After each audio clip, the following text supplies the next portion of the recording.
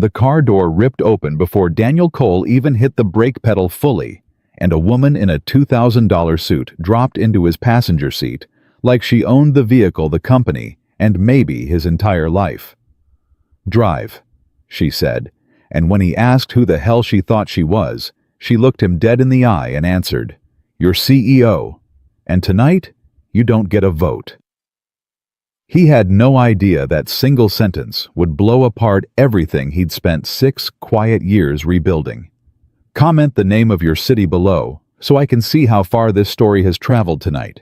And if you love stories about second chances, hit subscribe because this one is only getting started. Daniel Cole had exactly one rule left in his life, and it was simple: don't let anyone close enough to hurt you again. He'd built that rule out of wreckage.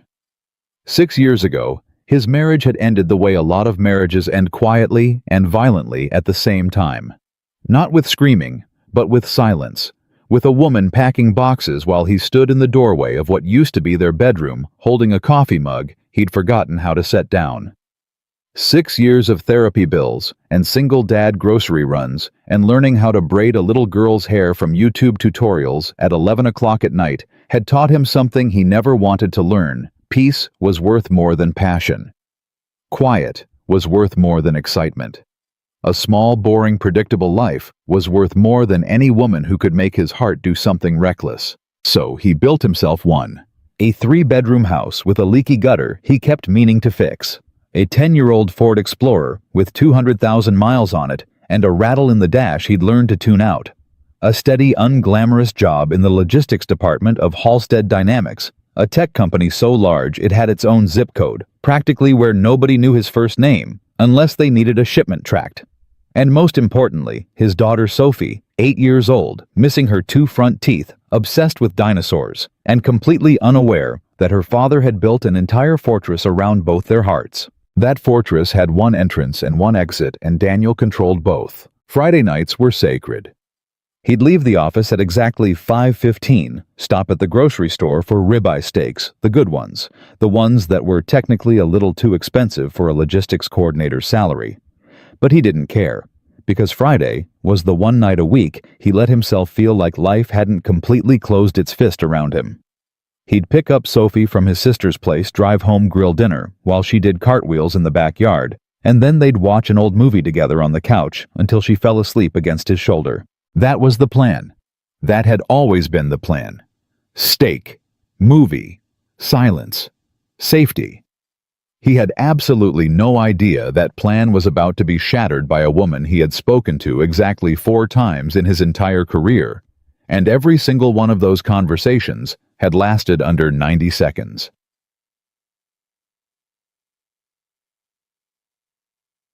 The parking garage beneath Halstead Dynamics was nearly empty by 5:10. Daniel liked it that way.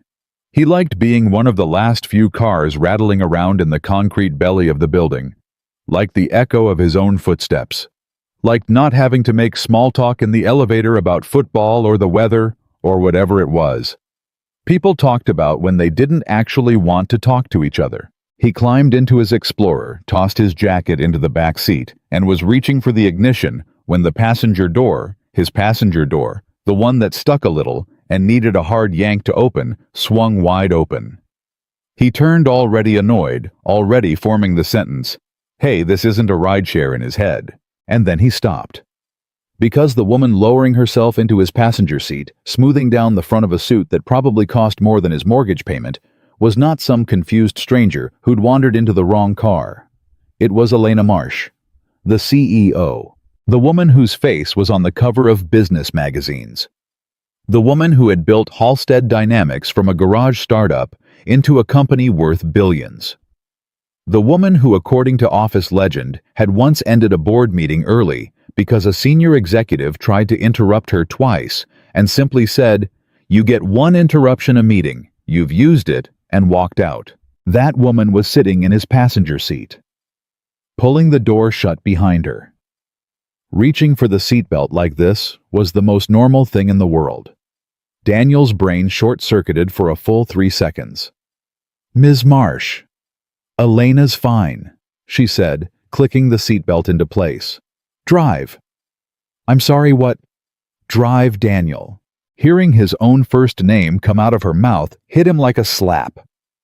In 6 years at that company, he was fairly certain she had never once used his first name. He wasn't even sure she'd known it. Is this? He started glancing around the garage like there might be cameras, like this might be some kind of prank, some kind of leadership evaluation exercise the HR department had cooked up to test employee composure under pressure. Is this some kind of company thing? Is somebody filming this? No. Then what is it? She turned her head and looked at him. Really looked at him, the way people rarely look at each other anymore, like she was reading something written on the inside of his skull. This is our first date. Daniel laughed. He couldn't help it. It came out sharp and short, more disbelief than humor. I think there's been a mistake. There's no mistake. You're my CEO. Correct. You just climbed into my car in a parking garage. Also correct. And now you're telling me we're going on a date. Yes. She said it flatly, like she was confirming a shipment number, not upending his entire evening. Tonight, right now, and you don't get a vote. For a long moment, Daniel just stared at her, trying to find the part of this conversation that made sense, and coming up empty every time. This was insane. This was objectively, by every rule of corporate conduct he'd ever been trained on, completely insane. She was his boss's boss's boss.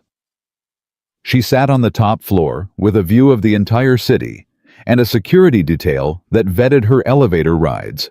And she was sitting in his rattling coffee-stained Explorer, asking him to drive her somewhere like they'd known each other for years. Look, he said carefully, I don't know what's happening right now, but I've got somewhere to be. My daughter. I know about Sophie, Elena said, and something in her voice softened just slightly when she said the name enough that Daniel's spine went rigid. 8 years old, loves dinosaurs. Your sister picks her up on Fridays from her after-school program, and you get her by 5:30. You grill steaks. You watch old movies. Every Friday without fail for the last 2 years. Daniel felt something cold slide down the back of his neck.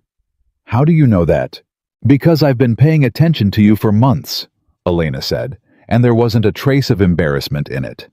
No flinch, no apology in her tone, just fact stated the way she probably stated quarterly earnings to a room full of shareholders.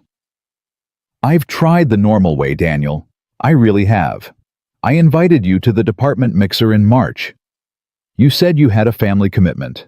I asked you to sit with me at the Q2 strategy lunch. You said you'd already eaten. I had my assistant reach out about a coffee meeting to discuss the logistics, restructuring a real meeting, a legitimate excuse, and you rescheduled it 3 times until it quietly disappeared from the calendar. Daniel opened his mouth, closed it again. He remembered all 3 of those things vaguely, the way you remember declining invitations you never thought twice about.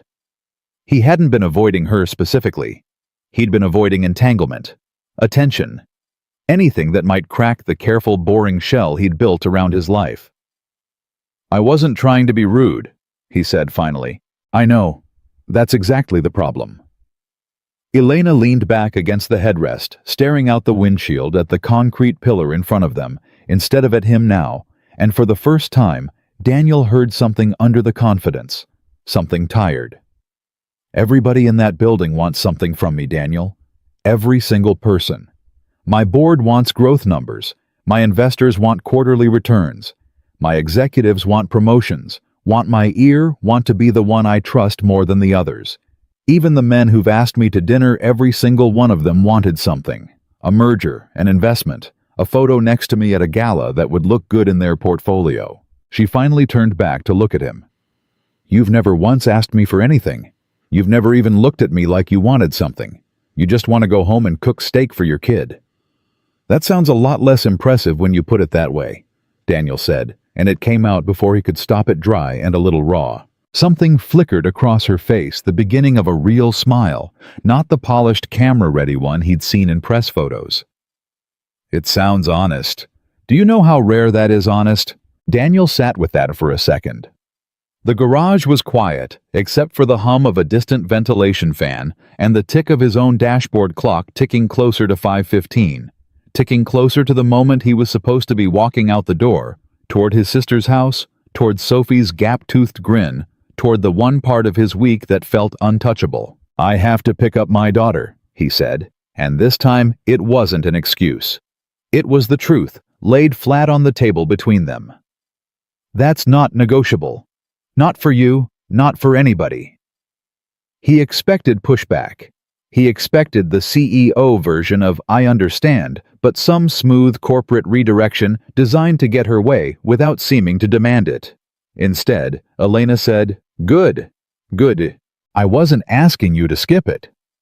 She reached for her seatbelt strap and adjusted it entirely unbothered, like she'd already planned 3 steps ahead of him. "Pick up Sophie. I'll wait in the car. Then we'll figure out dinner. All 3 of us, or just the 2 of you, and I'll take a cab home your call. I'm not trying to steal your Friday, Daniel. I'm trying to be part of it for one night and see what happens." Daniel stared at her. There was something profoundly strange about sitting in his own car in the same garage he parked in 5 days a week, being outmaneuvered by the most powerful woman in the building, and yet underneath the strangeness, there was something that didn't feel like an ambush at all. It felt weirdly like being seen.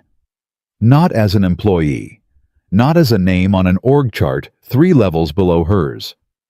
As a man who cooked steak on Fridays and braided his daughter's hair badly, and had built a life so small and careful that almost nobody bothered to look inside it. Elena Marsh had looked inside it, and instead of being bored, she'd wanted in. "This is a terrible idea," Daniel said mostly to himself. "Probably," Elena agreed. "You're my boss. I'm aware. If anyone at that company finds out you got in my car, they'll gossip for a week, and then something else will happen and they'll forget," Elena said, waving a hand like she was swatting away a fly. "I've survived worse rumors, Daniel. I built a billion-dollar company as a 31-year-old woman in a room full of men who wanted to see me fail. I think I can survive a rumor about getting into a coordinator's Ford. It's not a rumor I'm worried about." Daniel's voice came out quieter than he meant it to, and he hated how much honesty leaked into it. "It's that I built a life where nothing could touch me. And you just climbed into the one part of it I thought was safe." For a moment, Elena didn't say anything at all. She just looked at him, and there was something in her expression that he wouldn't fully understand until much later recognition maybe. The look of someone who'd built the exact same kind of fortress just with better wallpaper and a corner office. "Nothing that matters is ever completely safe," she said finally. "I learned that the hard way too, Daniel. You can build the walls as high as you want. Eventually, somebody worth letting in is going to knock. The only question is whether you open the door." Daniel looked at her for a long moment. Then, without fully deciding to, without giving himself permission in any conscious way, he reached down and turned the key. The engine caught. The old Explorer rumbled to life around them. "If Sophie asks who you are," he said, pulling out of the parking spot, hands tighter on the wheel than he wanted them to be, "I'm telling her you're from my work."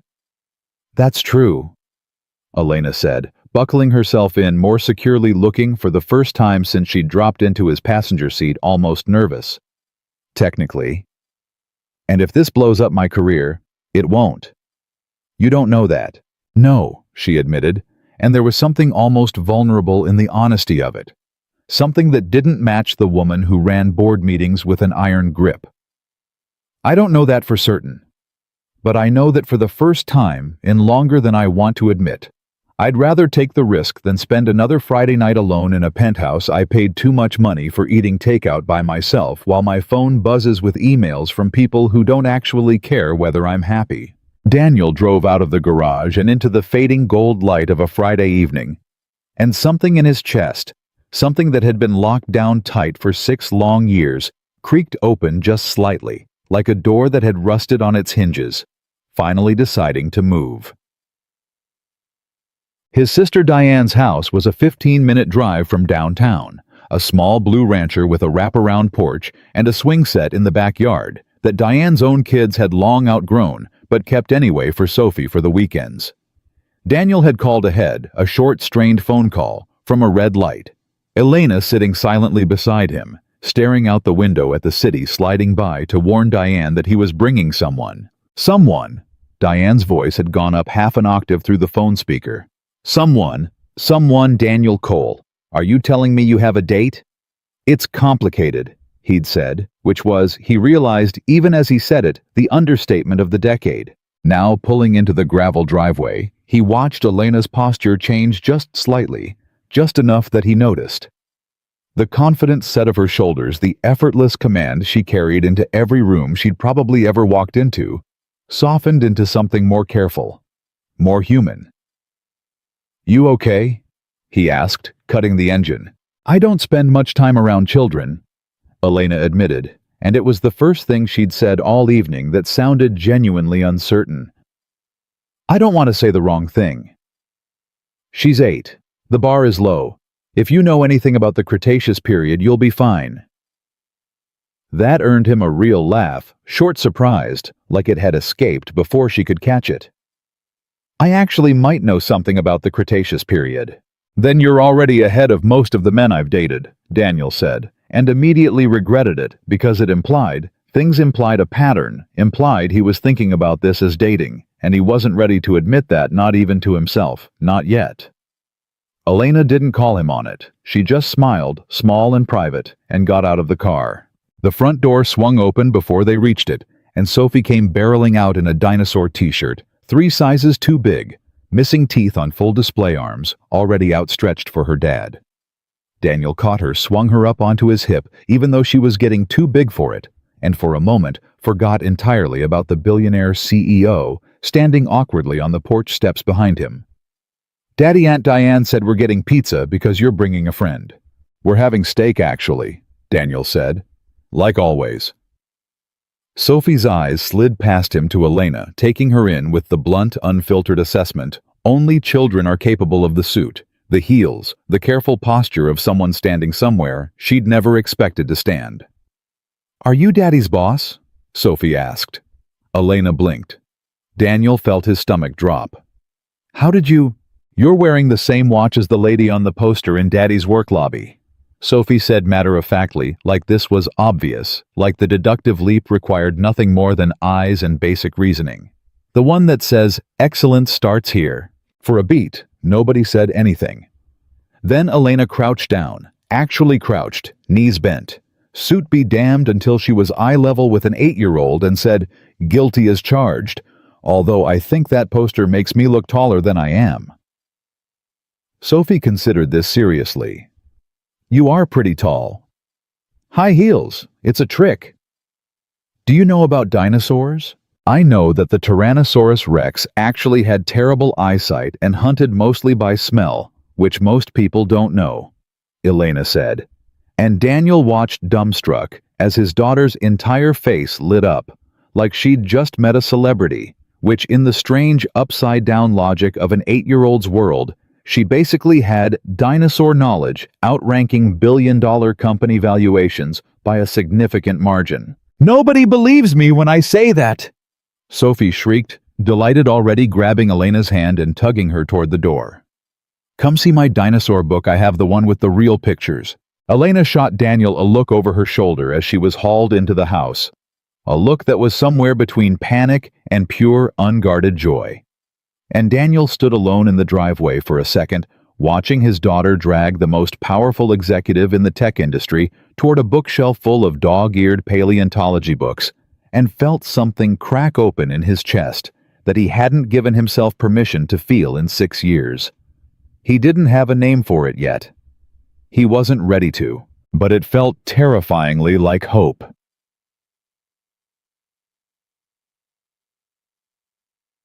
Dinner that night didn't go the way Daniel had planned. Nothing about the evening had at this point. Why would dinner be any different? But it went in a direction he hadn't expected to enjoy nearly as much as he did. Diane predictably refused to leave them alone entirely, hovering in the kitchen doorway under the thin pretense of helping, while shooting Daniel wide-eyed looks that clearly meant you brought the CEO to family dinner and did not think to warn me properly. Elena, for her part, seemed entirely unbothered by the modest rancher, the mismatched dinnerware, the plastic dinosaur toys scattered across the living room floor. She sat cross-legged on the rug, cross-legged in a $5,000 suit, while Sophie narrated the entire evolutionary history of the velociraptor with the intensity of a woman defending a doctoral thesis. "You're really good with her," Daniel said later. Once Sophie had finally been coaxed toward the bathtub by Diane, leaving the two of them alone on the porch swing, the evening cooling around them, the sky bruising purple at the edges. "I'm not actually," Elena said. "I have no practice. She paused, searching for the words. "I just listened to her." "That's apparently a rare enough thing that it looks like skill." "It is rare," Daniel said quietly. "For adults, I mean. Most people ask kids questions and then talk over the answer. You actually let her finish." Elena looked out of the darkening yard at the swing set at the fireflies just beginning to flicker to life over the grass. "I spend most of my life in rooms where everyone is performing for everyone else. Executives performing confidence, investors performing enthusiasm, me performing certainty, even when I have none." Her voice dropped quieter, more honest than he suspected she meant to be. "Your daughter wasn't performing anything. She was just being a person who's excited about dinosaurs. I don't think I've talked to anyone that honest in years." Daniel didn't say anything for a moment. The porch swing creaked gently beneath them, back and forth, back and forth. "Can I ask you something?" he said finally. "Go ahead." "Why me?"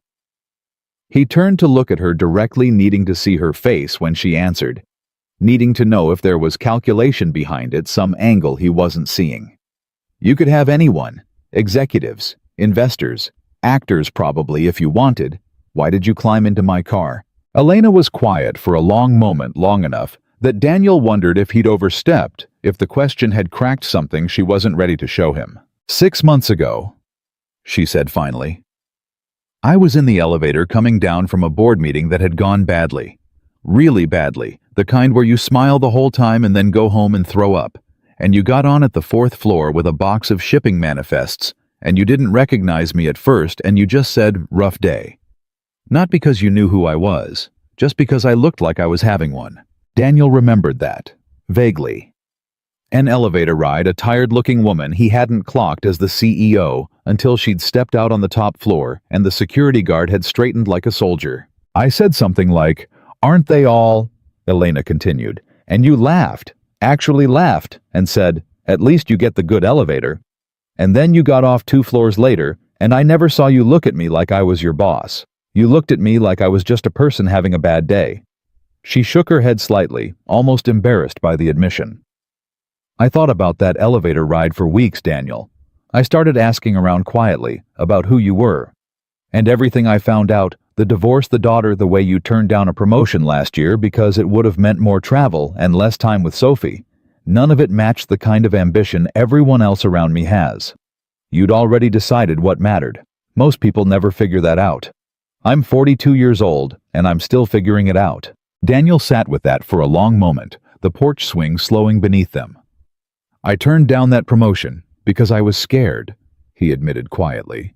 It was something he hadn't said out loud to anyone, not even Diane. "Not because I'm some enlightened guy who figured out what matters. I was scared that more responsibility meant less time with Sophie, and less time with Sophie is the only thing I'm actually afraid of anymore." "That's not weakness, Daniel." Elena's voice was firm now, certain in a way that cut through the evening air. "That's the bravest thing I've heard all year. Do you know how many men I've met who would trade their kids' bedtime for a corner office without blinking? I've built an entire company out of people like that. You said no. That's not fear. That's knowing exactly what you're not willing to lose." Something about the way she said it, steady, certain like she actually believed it, made Daniel's throat go tight. "I built my whole life around not losing anything else," he said. "After the divorce, I promised myself I'd never let anyone else have that kind of power over me again. Not Sophie's mother. Not anyone." "And now?" Elena asked quietly. Daniel looked at her. Really looked at her. The CEO mask entirely gone, now replaced by a woman sitting on a porch swing in the dark, close enough that he could see the faint tiredness under her eyes, that no amount of expensive skincare could fully hide the loneliness she'd been carrying around a boardroom for years without anyone noticing. "Now I'm sitting on my sister's porch with my boss," he said slowly, and I have absolutely no idea what I'm doing. But I haven't wanted to go home yet, and that scares me more than anything you could put in front of me at that company." Elena's hand found his on the swing between them, not grabbing, not demanding, just resting there, warm and steady. "Good," she said softly. "Scared is honest. I'll take scared and honest over safe and empty any day." They sat like that for a long time, the swing barely moving, the fireflies rising over the yard, Sophie's laughter drifting faintly through the open window as Diane wrestled her into pajamas, and Daniel Cole. A man who had spent 6 years building an unbreakable wall around his heart felt for the first time since his divorce, like maybe walls weren't the only way to survive. Maybe they were just the only way he'd known how. He drove her home a little after 9, the city lights sliding past the windshield in long amber streaks, Sophie asleep in the back seat with a dinosaur book clutched to her chest, having begged to come along for the ride, just to see where the fancy lady lives. Elena's building rose out of the downtown skyline like something out of a magazine, glass and steel, 40 stories of understated wealth. A doorman who straightened visibly the moment her heels hit the sidewalk. "This was not what I planned for tonight," Daniel admitted, idling at the curb. "Was it terrible?" Elena asked, and for a moment, just a moment, he heard real uncertainty in her voice. The CEO, nowhere in sight, just a woman waiting to hear if she'd made a fool of herself. "No," Daniel said, and meant it more than he'd meant anything in a long time. "It was the best Friday I've had in 6 years, and that terrifies me." Elena smiled, not the practiced photograph-ready smile from the magazine covers, but something smaller and infinitely more real. "Then we're even," she said, "because it terrifies me too." She reached for the door handle, paused, and looked back at him one last time. "For the record," she said, "I know this is complicated. I know what it could cost both of us if people find out. I'm not naive about that, Daniel, but I spent 20 years building a company by refusing to be afraid of hard things. I don't intend to start being afraid now when it actually matters." "And if it goes wrong?" Daniel asked quietly. "If this blows up everything, my job, your reputation, all of it?" Elena considered the question seriously, the way she considered every question, like she was weighing consequences she'd already thought through 100 times before tonight. "Then at least it will have gone wrong because we tried," she said, "not because we were too scared to find out." She got out of the car, and Daniel watched her walk into the gleaming lobby of the building. The doorman nodding respectfully, the elevator doors sliding shut behind the most powerful woman in the tech industry. A woman who an hour ago had been sitting cross-legged on his sister's living room floor, teaching his daughter about the hunting habits of a Tyrannosaurus Rex. He sat there for a long moment after she disappeared, hands on the wheel. Sophie snoring softly in the back seat, the city humming around him in the dark. 6 years he'd spent building a fortress. 6 years convincing himself that safety was the same thing as happiness. And in one single Friday evening, one open car door, one impossible woman refusing to take no for an answer, every wall he'd built had started quietly and irreversibly to come down. Daniel Cole had no idea sitting there in the dark outside a downtown high-rise that this was only the beginning. He didn't know about Marcus Reed 3 floors below Elena's office, already noticing the way she'd left the building early on a Friday. He didn't know about the photographs that would eventually surface, or the board meeting that would nearly end both of their careers, or the impossible choice he'd be forced to make between the life he'd built to protect himself and the woman who had just shown him what it felt like to want something more. All he knew driving home through the quiet streets with his daughter asleep behind him was that for the first time in 6 long years, he wasn't dreading Monday morning. He was wondering if she'd get in his car again. Monday morning arrived the way Daniel had almost forgotten mornings could feel, with something close to anticipation instead of the flat gray routine he'd trained himself into for 6 years. He sat in his car in the Halstead Dynamics garage a full 10 minutes before he needed to, staring at his own hands on the steering wheel, trying to figure out what version of himself was supposed to walk into that building. The logistics coordinator who'd worked there quietly for 6 years, unnoticed and unbothered. Or the man who'd spent Friday night on his sister's porch swing with the company's CEO, her hand resting on his. both of them admitting out loud that they were terrified and doing it anyway. He didn't get an answer before his phone buzzed. "Good morning. I didn't sleep much. Thinking about dinosaur facts I got wrong. Please don't tell Sophie I said the Stegosaurus had 2 brains. I looked it up. It's a myth. I feel like a fraud." Daniel read it twice, and something in his chest loosened just slightly, a laugh escaping before he could stop it. Too late. She's already texted her whole class. She doesn't have a phone. She's 8. I know. I just wanted to see if you'd panic. There was a pause, 3 dots appearing and disappearing twice before her reply came through. I don't panic. I strategize. Sure you do. I'm serious. Give me 20 minutes and I'll have a full correction memo ready for her, complete with sources. Daniel sat there grinning at his phone like a teenager, which was such a foreign feeling that he actually checked his own reflection in the rearview mirror to make sure he still looked like a 38-year-old man and not some lovesick kid. He looked the same. Tired eyes, a little gray creeping into his beard, the same face he'd worn into that garage every day for 6 years. But something behind the eyes was different. He could see it. He put his phone away, grabbed his badge, and walked into the building like he had 1,000 times before. Except this time, he found himself standing a little straighter in the elevator, and when the doors opened on the 4th floor, he caught himself glancing upward toward the top floor, toward an office he'd never once had a reason to think about before Friday night. The first few weeks were careful. Daniel insisted on that, and to his surprise, Elena agreed without pushing back. We do this quietly.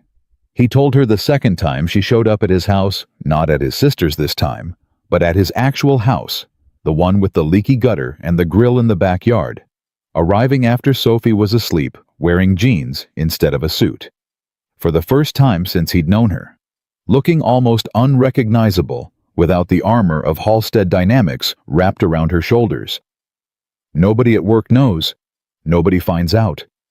Not because I'm ashamed of this, because I'm not even a little, but because I've seen what happens to people's careers when rumors start flying and I've got a kid depending on my paycheck. Agreed, Elena said, sitting at his kitchen table like it was the most natural thing in the world, watching him season a piece of chicken like she'd never seen a man cook in his own kitchen before, which, given the parade of caterers and executive chefs that probably orbited her actual life, might have genuinely been true. Discretion. I can do discretion. Can you, though? Daniel raised an eyebrow at her.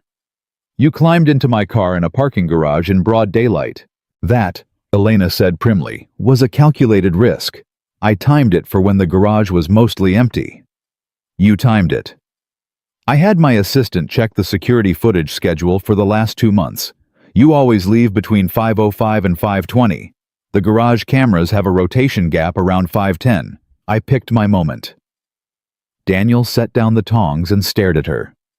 That is either the most romantic or the most terrifying thing anyone has ever told me. Why not both? Elena said, and there was something genuinely pleased in her voice, like she'd been waiting for the chance to admit it, like she'd been sitting on that particular piece of planning for weeks, proud of it, the way some people were proud of closing a big deal.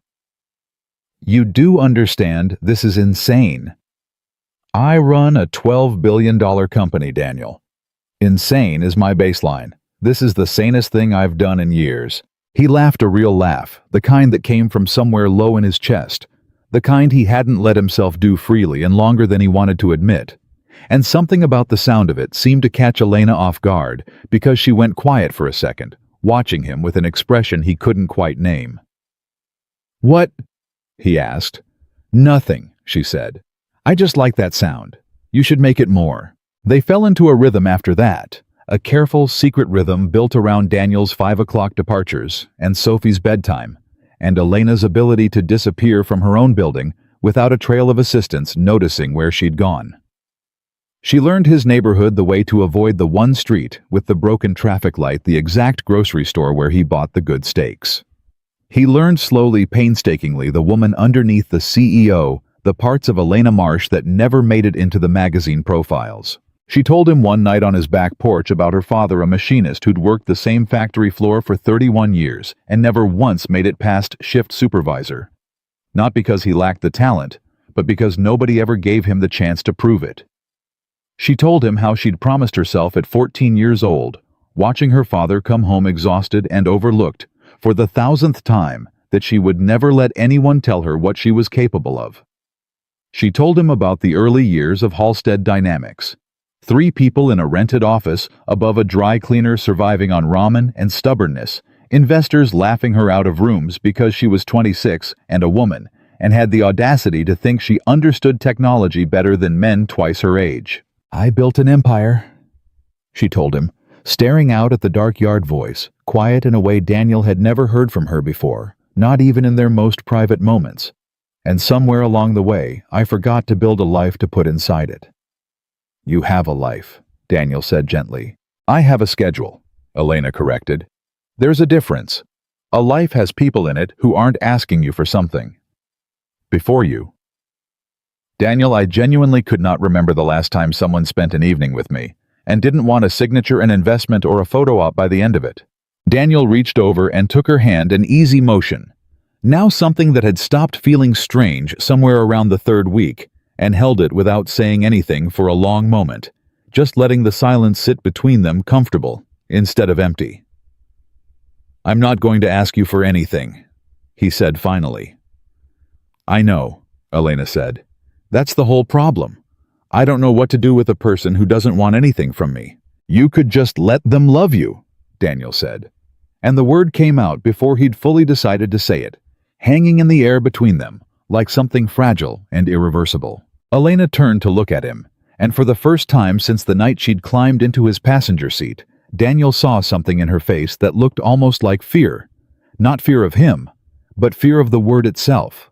Fear of what it might mean to actually let someone in after 20 years of building walls disguised as boardrooms. "That's a very dangerous thing to say to a woman like me," she said softly. "Why?" "Because I might actually let you." Sophie adored her. That was the part Daniel hadn't fully braced himself for. Not the complicated logistics of dating his CEO in secret, not the risk to his career, but the speed and totality with which his 8-year-old daughter fell in love with Elena Marsh. It started with dinosaurs and expanded rapidly into an entire shared universe. Elena began showing up with small gifts that had nothing to do with impressing Daniel and everything to do with genuinely delighting Sophie. A fossil replica from a museum gift shop, a subscription to a kids' science magazine, a promise made with total seriousness that one day she would take Sophie to see the actual dinosaur skeletons at the Smithsonian. Because photos in a book are fine, but you should see the real bones at least once in your life. You don't have to do all that, Daniel told her one evening, watching Sophie fall asleep on the couch with the fossil replica clutched in one hand, a rerun of some nature documentary murmuring on the TV. "I want to," Elena said simply. "Is that allowed?" "Of course it's allowed. He hesitated, trying to find the right words, aware of how much was riding on getting them right. "I need you to understand something. Sophie's mother left when Sophie was 2. She doesn't remember her. I'm the only consistent adult she's ever had. If you're really in this with both of us, not just me, I need to know you understand what that means. Because if you disappear the way her mother did, it won't just break my heart. It'll break something in her that I'm not sure ever heals right." Elena was quiet for a long moment, and Daniel watched her, carefully, watched the woman who ran board meetings and crushed hostile takeovers, and never once, according to office legend, backed down from a fight, actually consider the weight of what he was asking. "I've never had anyone depend on me the way she's starting to depend on me," Elena said finally. "That terrifies me more than any negotiation I've ever walked into. But Daniel, I don't do things halfway. I never have. If I'm choosing this, I'm choosing all of it. You, her, the mess, the risk, the complications. I'm not the kind of person who leaves things unfinished." "People say that," Daniel said quietly. "And then things get hard, and they leave anyway." "Then watch me prove I'm not people," Elena said, and there was something fierce in it, something that reminded Daniel briefly and vividly of the woman who'd once ended a board meeting by walking out mid-sentence, refusing to be interrupted twice, by men who'd underestimated her for years. "I don't make promises I don't intend to keep. Ask anyone who's ever worked for me." Daniel wanted to believe her. Some deep, guarded part of him, the part still bruised from a marriage that had ended in silent boxes and a coffee mug he couldn't set down, wanted to believe her so badly it frightened him more than her walking into his car ever had. So he let himself believe her. Not because it was safe, because for the first time in 6 years, he decided safety wasn't the only thing worth choosing anymore. It couldn't stay hidden forever. Daniel knew that somewhere in the rational part of his brain that still functioned, even as the rest of him fell headfirst into something he hadn't let himself feel since before the divorce. Companies the size of Halstead Dynamics didn't keep secrets. Not really. Not with security cameras in every garage, badge readers logging every entrance and exit, executive assistants who noticed patterns the way sharks noticed blood in water. The man who noticed first was Marcus Reed. Marcus worked 2 floors above Daniel in strategic operations. A sharp-jawed executive in his mid-40s who had spent the better part of a decade positioning himself as Elena's natural successor, cultivating relationships with board members, making sure his name came up in every conversation about the company's future leadership. He was smart, ambitious, and utterly convinced that the only thing standing between him and the corner office was time and proximity to Elena Marsh. Proximity he had been carefully engineering for years through late meetings, strategic lunches, and a persistent, professionally deniable campaign to be seen as her closest advisor. He noticed the pattern in the garage camera logs almost by accident, reviewing footage for an unrelated security audit and catching 3 separate times over 2 months. Elena Marsh's silhouette crossing into a frame it had no business being in the lower garage level. 3-employee parking nowhere near the executive elevator she was supposed to use. Marcus watched the footage 4 times before he understood what he was looking at. He didn't say anything at first. He was too smart for that, too patient, the kind of man who understood that information was only valuable if you knew exactly when and how to use it. Instead, he watched. He cross-referenced badge logs. He learned Daniel Cole's name, his department, his 6 years of unremarkable competent service in logistics. A nobody as far as Marcus was concerned. A man with absolutely no business anywhere near the CEO of a $12 billion company. He followed them once on a Friday evening from a careful distance and watched Elena climb into a battered Ford Explorer in a suburban driveway, watched her laugh. Actually laugh freely, in a way he had genuinely never once seen her laugh in a decade of working alongside her at something the man behind the wheel had said. Marcus sat in his car across the street for 20 minutes after they went inside, and by the time he drove away, he had already begun constructing piece by piece exactly how he intended to use what he'd found. Daniel felt it before he understood it, the shift in the air around the office, subtle at first, the kind of thing he might have written off as paranoia if it hadn't kept happening. A coworker who usually nodded a casual hello now looked away too quickly. His supervisor, a mild-mannered man named Gerald, who'd never once had a reason to scrutinize Daniel's work, suddenly started asking pointed questions about his recent expense reports, his parking garage entry times, the unusual pattern in his after-hours building access. "Is there a problem?" Daniel asked, standing in Gerald's small office trying to keep his voice level, even as something cold started crawling up his spine. No problem," Gerald said, not quite meeting his eyes. "Just routine. HR's doing some kind of audit. Nothing to worry about." Daniel knew with the specific sick certainty of a man watching a wave build before it breaks that it was not nothing to worry about. He texted Elena that night, hands unsteady in a way he hated. "Someone's asking questions about my badge access. HR audit. Started this week. I don't think it's a coincidence." Her response came back almost instantly. "I'll look into it. Don't panic. I'll come by tonight." She arrived an hour later, still in her work clothes, having clearly left the building in a hurry, tension written across her shoulders in a way Daniel had never seen before, not even in the early days when she'd still been carefully assembling the courage to climb into his car in the first place. "Marcus Reed," she said the moment Daniel closed the front door behind her, before he'd even had a chance to offer her coffee, before Sophie's bedroom door had fully finished creaking shut for the night. I had my assistant quietly check who requested the security footage pull that flagged your access logs. It was him. Daniel felt his stomach drop. Who is that? Executive VP Strategic Operations. He's been circling my job for 3 years, positioning himself with the board, waiting for any opening he can use to make himself look indispensable, and me look... She paused, searching for the word, and Daniel watched something harden in her jaw, vulnerable. And he knows about us. I think so. I don't know how much or what he's planning to do with it. But Daniel, if he's pulled garage footage, if he's cross-referenced your badge logs, he's not doing this out of idle curiosity. He's building a case. A case for what? Elena sat down heavily at the kitchen table, and for the first time since Daniel had known her, she looked genuinely rattled, not the careful performative vulnerability she sometimes let slip in quiet moments on the porch swing, but real unguarded fear. For my removal, she said quietly, or at least the beginning of it. If Marcus can convince the board that I've compromised my judgment, that I'm giving preferential treatment to an employee I'm personally involved with, that I've created a conflict of interest, that my leadership can't be trusted to separate the personal from the professional, he doesn't need proof of any actual wrongdoing. He just needs enough doubt.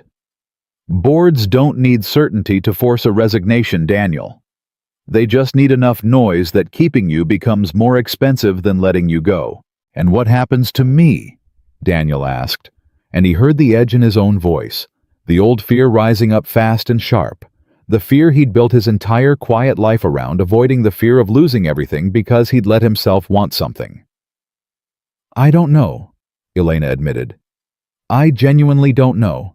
And I hate that I don't know because I promised you I wouldn't let this hurt you, and I meant it, and now... Elena. Daniel reached across the table and took her hand, steadying his voice, even as his own pulse hammered in his ears.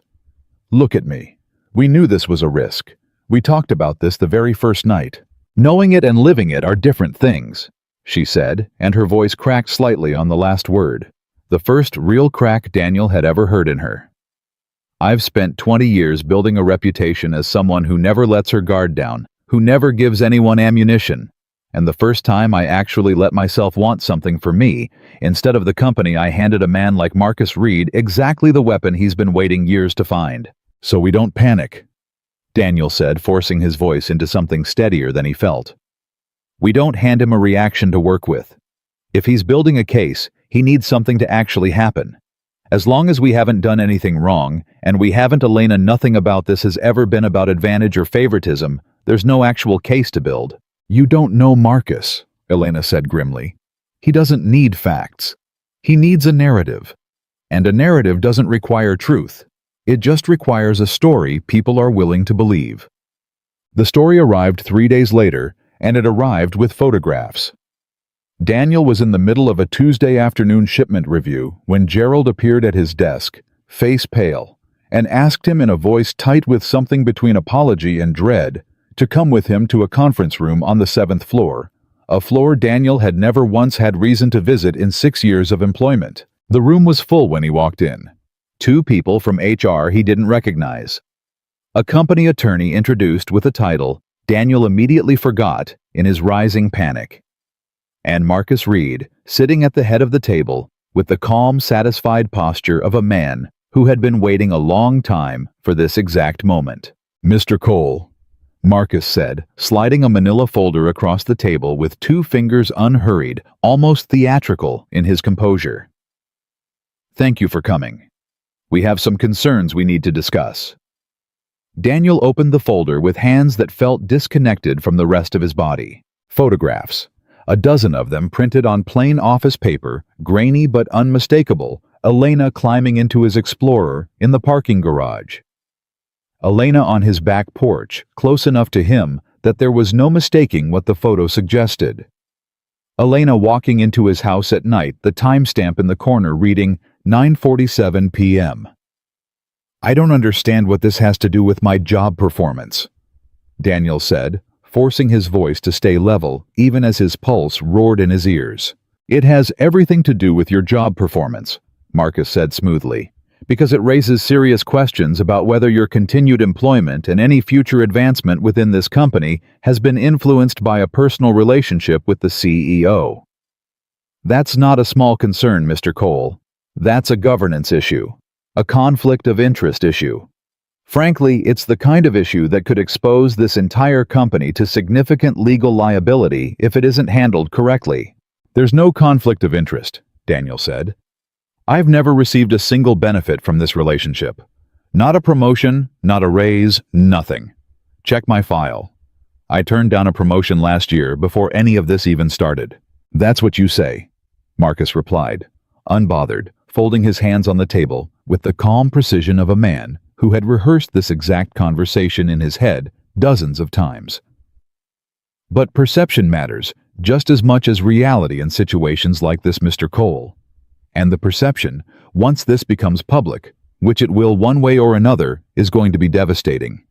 For the company, for Ms. Marsh's reputation with the board, and frankly, for you. Do you understand what happens to a man's career when he's publicly known as the employee who slept his way into the CEO's personal life? Do you understand what that does to how every colleague in this building looks at you from that day forward? Daniel felt something hot and dangerous rising in his chest, not fear anymore, but anger, sharp and clarifying. Is this a threat? This is an opportunity, Marcus said, leaning forward slightly. I'm prepared to make this entire situation disappear, Mr. Cole. No board inquiry, no public scandal, no damage to your career or Sophie's stability or anything else you care about. All I'm asking is that you make a sensible decision. Resign quietly. Cite personal reasons. Take a generous severance package, very generous, more than fair, for a coordinator position, and walk away before this becomes something neither of us can control. And if I don't, Marcus's smile didn't waver, then these photographs find their way to the board this week instead of me quietly handling it internally. And Ms. Marsh spends the next several months fighting for her job instead of running her company, while you spend those same months explaining to prospective employers why your last position ended in scandal. I'd think very carefully, Mr. Cole, about which version of this story you'd prefer to live in. Daniel sat very still, the folder of photographs open in front of him. His own life laid bare on cheap printer paper in a conference room full of strangers who had already decided before he'd said a single word exactly what kind of man they thought he was. He thought about Sophie, about the promotion he'd turned down to protect their evenings together, about the 6 years of quiet, careful safety he'd built specifically to avoid ever ending up in a room like this one at the mercy of someone else's power. And then he thought about Elena sitting cross-legged on his living room floor, teaching his daughter about the hunting habits of a Tyrannosaurus Rex, about the porch swing and her hand in his, and the way she'd said, "At least it will have gone wrong because we tried." "I need to think about it," Daniel said finally, his voice steadier than he expected. "Of course," Marcus said, sliding a business card across the table, unbothered, patient, as a man who already believed he'd won. "Take the rest of the day. But Mr. Cole, I wouldn't take too long. Opportunities like this one don't stay open indefinitely." Daniel walked out of that conference room with the folder of photographs clutched in one white-knuckled hand, and by the time he reached the elevator, his phone was already buzzing a text from Elena, sent 12 minutes earlier, before any of this had even happened, before Marcus Reed had sprung his trap. "Dinner tonight. Sophie wants to teach me the difference between a Triceratops and a Styracosaurus. I told her I already know. She said I'm wrong. I need backup." Daniel stood in the empty elevator, staring at the message, at the easy, ordinary happiness of it, and felt his hands begin to shake for the first time all afternoon. He didn't answer right away. He needed to figure out first exactly how much he was willing to lose to keep it. He didn't tell Elena about the meeting until that night, after Sophie had finally gone to bed, after an hour of forcing himself through an ordinary dinner and ordinary conversation, with a folder of photographs sitting like a live grenade in his car outside. When he finally laid it all out for her, Marcus, the photographs, the ultimatum, the severance package dangled like a bribe. Elena went very quiet, her face draining of color in a way that frightened him more than anything Marcus had said in that conference room. "He's blackmailing you," she said finally, her voice flat with a fury Daniel had never heard from her before. "He's giving me a choice," Daniel corrected, though even saying it out loud the words felt hollow wrong. "There's no choice in that room, Daniel. There's coercion dressed up in a severance package." Elena stood up so fast, her chair scraped hard against the kitchen floor, pacing now, arms crossed tight over her chest, 20 years of boardroom composure cracking open in real time in front of him. "He's using photographs of you and me to force you out of a job you're good at, that you've earned because he's decided our relationship is a liability. He can leverage into taking my company." "Is he wrong?" Daniel asked quietly. "About the liability part, I mean. Elena, if this gets out, if the board sees those photos before we've had a chance to control the story, what happens to you?" "I don't care what happens to me," Elena said, and it came out fast, unguarded, more honest than anything else she'd said all night. "I care what happens to you. To Sophie. I dragged you into this, Daniel.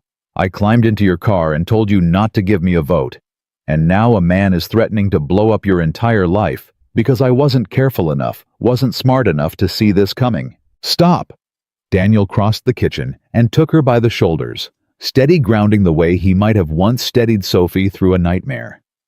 "You didn't do this to me. Marcus Reed did this. And I'm not going to let him win by tearing us apart out of fear before he's even forced our hand." "So what do we do?" Elena asked. And for the first time since the night in the parking garage, Daniel heard real desperation in her voice, the sound of a woman who had built an empire out of always having the answer, and was for the first time in years completely out of them. Daniel didn't have a plan yet. Not really. Just a growing, stubborn certainty settling into his chest, cold and clear as the night Elena had first told him that nothing worth having stays completely safe. "We don't resign," he said finally. "We don't hide. We don't let him decide how this story ends. Daniel, if this goes to the board, then it goes to the board," Daniel said, and he meant it more fully than he'd meant almost anything in 6 careful, guarded years. "Because I would rather lose that job fighting for something real than keep it by letting a man like Marcus Reed convince me I don't deserve to be happy." Elena stared at him for a long moment, something shifting behind her eyes. Fear still, but something else now too. Something that looked almost like the beginning of hope fighting its way up through the panic. "He's going to come after both of us," she said quietly. "Hard. And I don't know yet if we can win." "I know," Daniel said, "but I'd rather go down swinging beside you than walk away safe and alone. I already tried safe and alone, Elena. I built 6 years of it. It wasn't a life. It was just waiting to feel something again." Outside the city hummed on, indifferent to the storm quietly gathering above both their heads. A board meeting, not yet scheduled, a folder of photographs, not yet delivered. A reputation 20 years in the making. Balanced now on the edge of a decision neither of them had fully made yet. But standing in his kitchen, Elena's hands finally steady in his, Daniel understood with a clarity that surprised him that whatever came next, the investigation, the board, the risk to everything he'd carefully rebuilt after his divorce, he was no longer the man who'd have run from it. He was the man who'd decided somewhere between a parking garage and a porch swing and a little girl's dinosaur book that some things were worth the fight. The board meeting was scheduled for Thursday morning, 9 days after Marcus Reed slid that folder of photographs across a conference room table, and every one of those 9 days felt to Daniel like walking a tightrope strung between 2 versions of his life, neither of which he was ready to fully live in yet. He went to work each morning like nothing had changed. Badge scanning at the same door. Coffee from the same machine shipment, manifests stacked on his desk in the same careful piles. But underneath the routine, something had shifted permanently. People looked at him differently now, not with open hostility, nothing so simple as that, but with the particular uncomfortable curiosity of coworkers who had heard just enough of a rumor to be interested, and not enough to know what to do with it. Gerald avoided eye contact entirely. A woman from accounting he'd exchanged maybe a dozen words with in 6 years suddenly wanted to have lunch. Daniel understood exactly what was happening. The story was leaking slowly, the way stories always did in buildings full of people with nothing better to gossip about than each other's private lives. He hadn't given Marcus an answer. That was the one thing he'd held on to through 9 sleepless nights. The refusal to resign. The refusal to let a folder of grainy photographs decide the shape of the rest of his life. But refusing to resign meant the alternative was now barreling toward both of them at full speed. A formal board inquiry called at Marcus's urging into what he was carefully publicly calling potential governance concerns regarding CEO conduct. Elena had explained it to him the night the summons arrived, sitting at his kitchen table, with a printed copy of the board notice in front of her. Her voice flat, with the particular calm of someone holding herself together through sheer force of will. "They're not accusing me of anything illegal," she said. "Marcus is smarter than that. He knows there's no fraud here, no embezzlement, nothing that would actually violate my contract. What he's doing is worse in a way. He's questioning my judgment, my fitness to lead. He's telling the board that a CEO who lets personal feelings compromise professional boundaries can't be trusted with a $12 billion company. And he's using you, Daniel, using photographs of you and Sophie and me on a porch swing as evidence. Can they actually fire you over this?" Daniel asked, and he hated how much his voice shook asking it. "They can do worse than fire me," Elena said quietly. "They can force a resignation dressed up as a mutual decision. They can strip my authority piece by piece until the title means nothing. Marcus doesn't need to win outright, Daniel. He just needs to make the board believe I'm a liability. Boards protect shareholder value above almost everything else. If enough of them believe my judgment is compromised, they won't need a smoking gun. They'll just need doubt." Daniel reached across the table and took her hand, the way he had every night that week, a small, steady gesture that had become its own kind of promise between them. "Then we give them something better than doubt," he said. "We give them the truth." "The truth is exactly what Marcus is twisting," Elena said. "No," Daniel said. "The truth is that in 6 years I never once asked you for anything, and you never once gave me anything I hadn't earned on my own merit. The truth is that this us has never touched a single business decision either of us has made. That's not spin, Elena. That's just what actually happened. We just have to prove it." Elena studied him for a long moment, something fierce and grateful moving behind her eyes. "You're the calmest person I've ever met in the middle of a crisis. Do you know that I raised a kid through a divorce?" Daniel said simply. "Calm is the only thing that's ever actually worked." The days leading up to the board meeting became a strange, quiet kind of war, fought not in dramatic confrontations, but in careful preparation. Document requests, HR interviews, conducted in small windowless rooms. Daniel answering the same questions over and over, from people who had already half decided what they wanted to believe about him. "Did Ms. Marsh ever offer you preferential treatment? Have you ever discussed confidential business matters together? Did your relationship begin before or after any performance reviews were conducted?" Daniel answered every question honestly, plainly, without embellishment, and every honest answer seemed to frustrate the HR investigator slightly, as though she'd been hoping even for something messier, some contradiction she could seize on. There wasn't one. 6 years of unremarkable performance reviews. A promotion turned down on record months before he'd ever set foot in Elena's world. No raises outside the standard company-wide adjustments. No favors, no special assignments, no unexplained bonuses. "You understand," the investigator said on the 3rd day, closing her folder with something like reluctant respect, "that this doesn't automatically resolve the board's concerns. Perception matters as much as fact in situations like these. I understand that a man built a case against me out of parking garage footage and a telephoto lens," Daniel said, keeping his voice level with an effort that cost him more than he let show. "I understand that nothing in 6 years of my employment file supports any accusation of impropriety. And I understand that if this board decides to punish Ms. Marsh for the crime of falling in love with someone who happens to work in her logistics department, that says a great deal more about this company's priorities than it does about either of us." The investigator didn't respond to that. She just nodded, gathered her folder and left, and Daniel sat alone in the small windowless room for a long moment afterward, hands shaking slightly with the adrenaline of having said out loud, in an official capacity, the words "fallen in love" for the very first time. He hadn't said them to Elena yet. Not directly, not with the full weight of what they meant. He decided sitting there that he wasn't going to wait for a board decision to say them.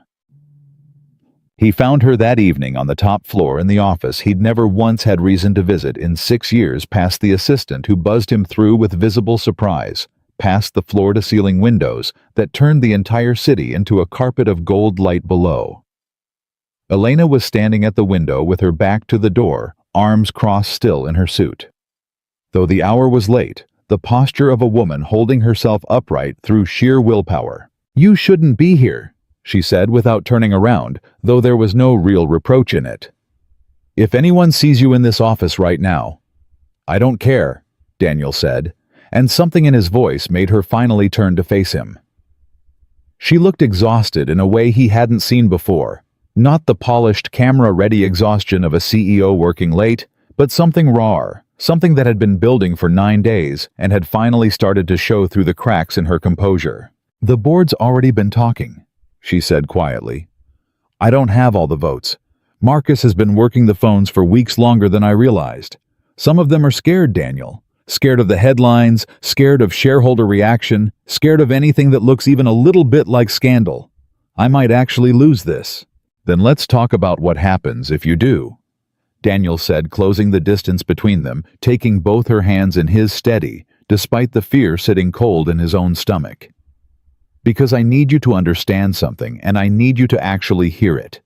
Not just process it the way you process everything else, like a problem to be managed."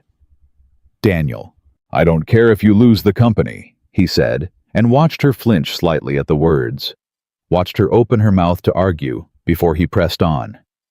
"I don't mean that the way it sounds. I know what you built. I know what it cost you. I know it's not nothing. But Elena, I have spent 9 days watching you treat this like it's the only thing that matters. Like losing this job would be the end of who you are, and I need you to hear me say it wouldn't be. You would still be the woman who crouched down in a suit to talk to an 8-year-old about dinosaurs because you actually wanted to know what she thought. You'd still be the woman who remembered every single detail about my Friday routine before you ever said a word to me about it, because you were paying attention in a way almost nobody pays attention to another person anymore. None of that goes away if the board votes you out on Thursday. None of that was ever the CEO. That was always just you." Elena's composure held together through 9 days of investigators and closed-door meetings, and Marcus Reed's smiling, patient threats finally broke, not loudly, not dramatically. Just a single tear sliding down her face that she wiped away almost angrily, like she resented her own body for betraying her after 20 years of perfect control. "I've never let anyone see me like this," she admitted, voice cracking. "Not once. Not in 20 years of building this company." "I know," Daniel said gently. "I think that's exactly why I love you." The words hung in the air between them, finally spoken, finally real, and Elena's breath caught audibly, her hands tightening around his. "Say it again," she whispered. "I love you," Daniel said. No hesitation this time, no fear in it at all, only certainty. "I love you, and I don't care what that folder of photographs says about us, and I don't care what Marcus Reed tells that board on Thursday. Whatever happens, I'm not walking away from this. From you. I already tried walking away from everything that scared me once, and it cost me 6 years of a life that was safe and completely empty. I'm not doing that again." Elena closed the distance between them and kissed him slow and certain, and entirely unlike the careful, guarded woman who had climbed into his car weeks earlier with a plan and a timeline and a calculated risk assessment. This was something else entirely. This was a woman finally letting herself fall. "I love you too," she said when they finally broke apart. "I think I loved you the day you got on that elevator and asked if I was having a rough day without knowing who I was. I just didn't have the courage to say it until you climbed onto my floor and said it first." They stood there together at the window, the city spread out gold and glittering beneath them, and for a moment, just a moment, the board meeting Marcus Reed, The folder of photographs, all of it receded into something distant and manageable, something they might actually survive together.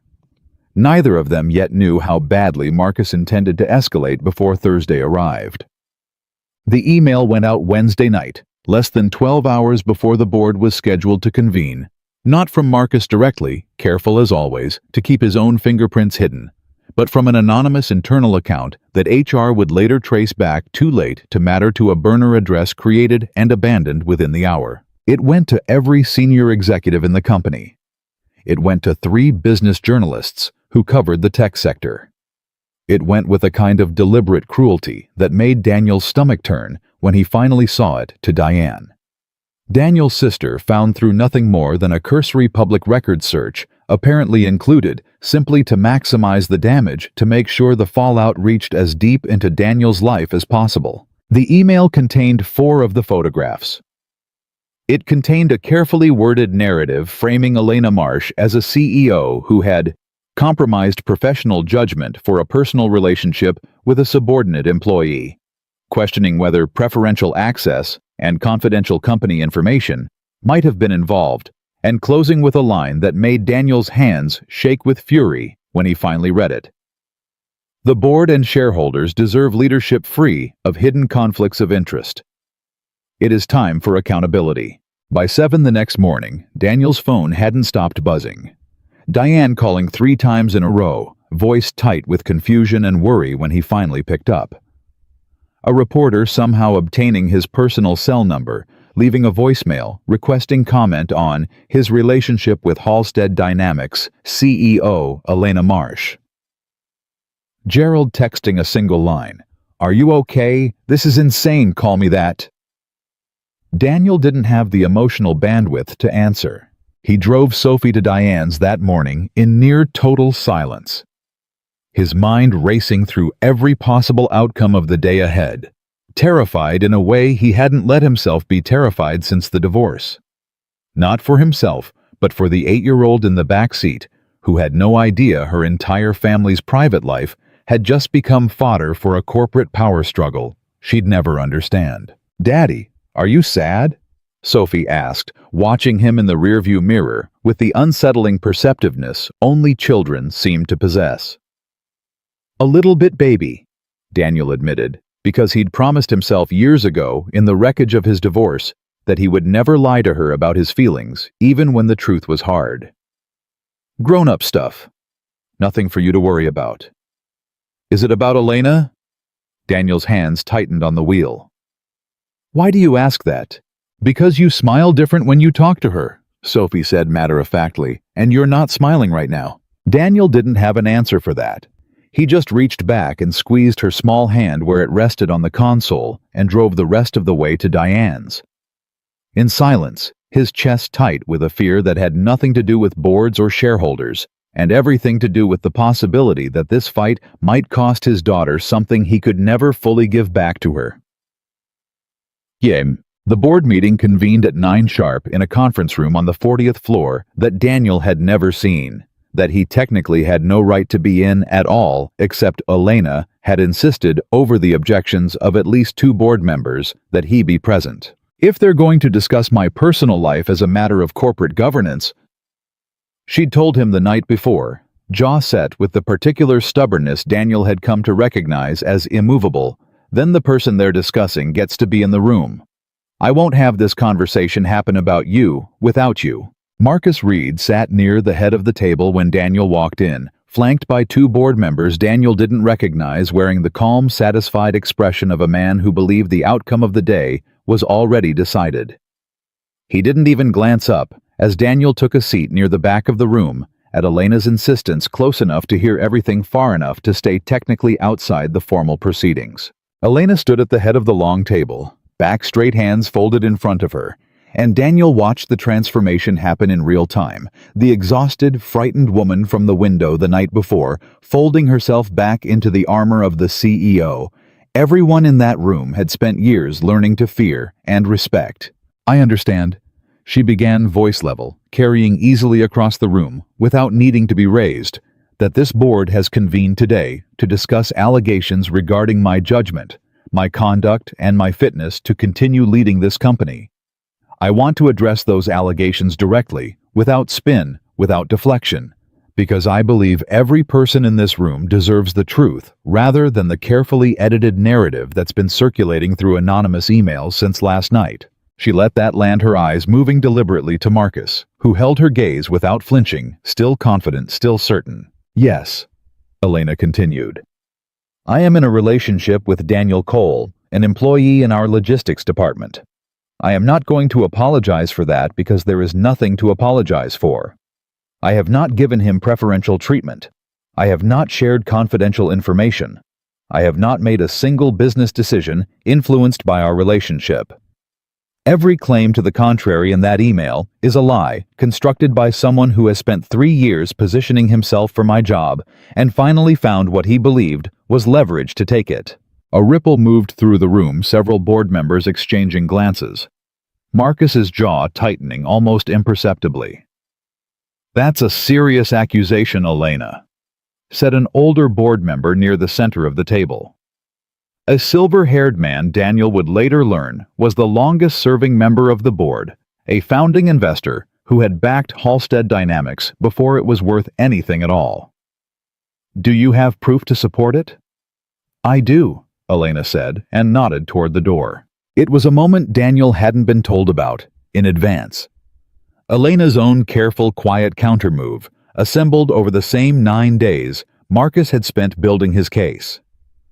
2 women walked into the conference room, one from HR carrying a slim folder, and one Daniel didn't recognize at all, introduced as an independent forensic auditor. Elena had hired privately outside the company's normal channels, specifically to trace the origin of the anonymous email and the security footage request that had started the entire chain of events.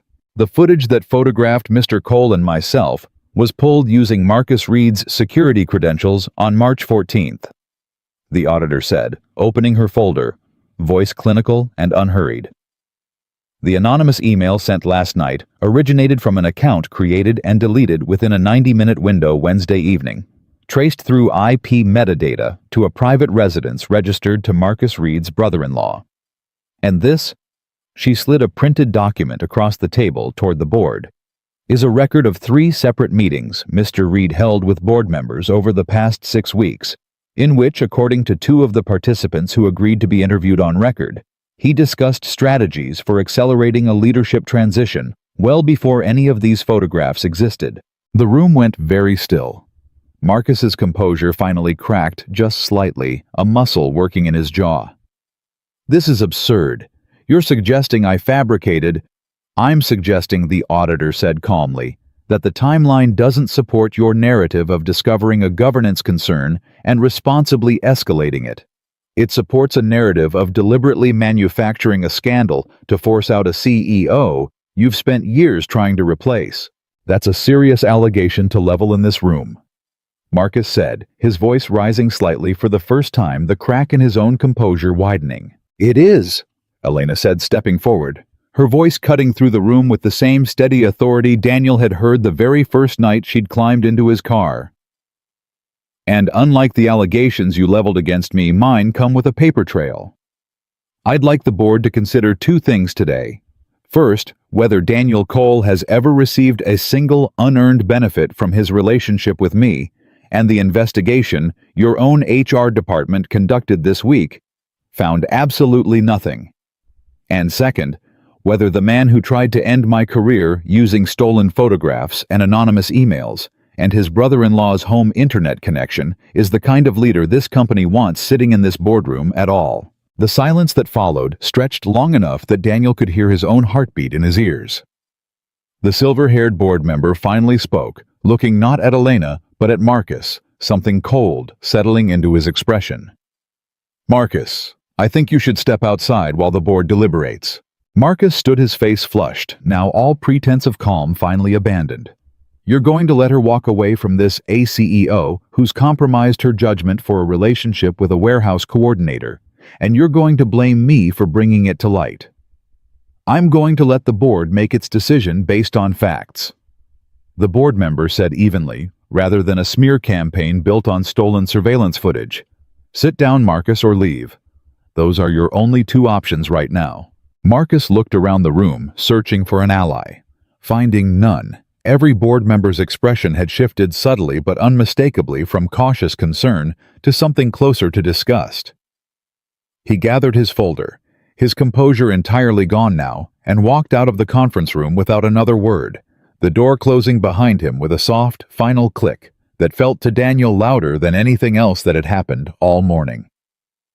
The board deliberated for 40 minutes. Daniel spent every one of them sitting in a small waiting room down the hall. Elena beside him, both of them silent. Her hand gripped tight in his, the events of the morning still ringing in his ears. "You didn't tell me about the auditor," he said finally quietly. "I didn't want to get your hopes up in case it didn't work," Elena admitted. "I hired her the same day Marcus called that first meeting. I knew he wouldn't stop at threats. Men like him never do. I just didn't know if I'd be able to prove it in time." "You did?"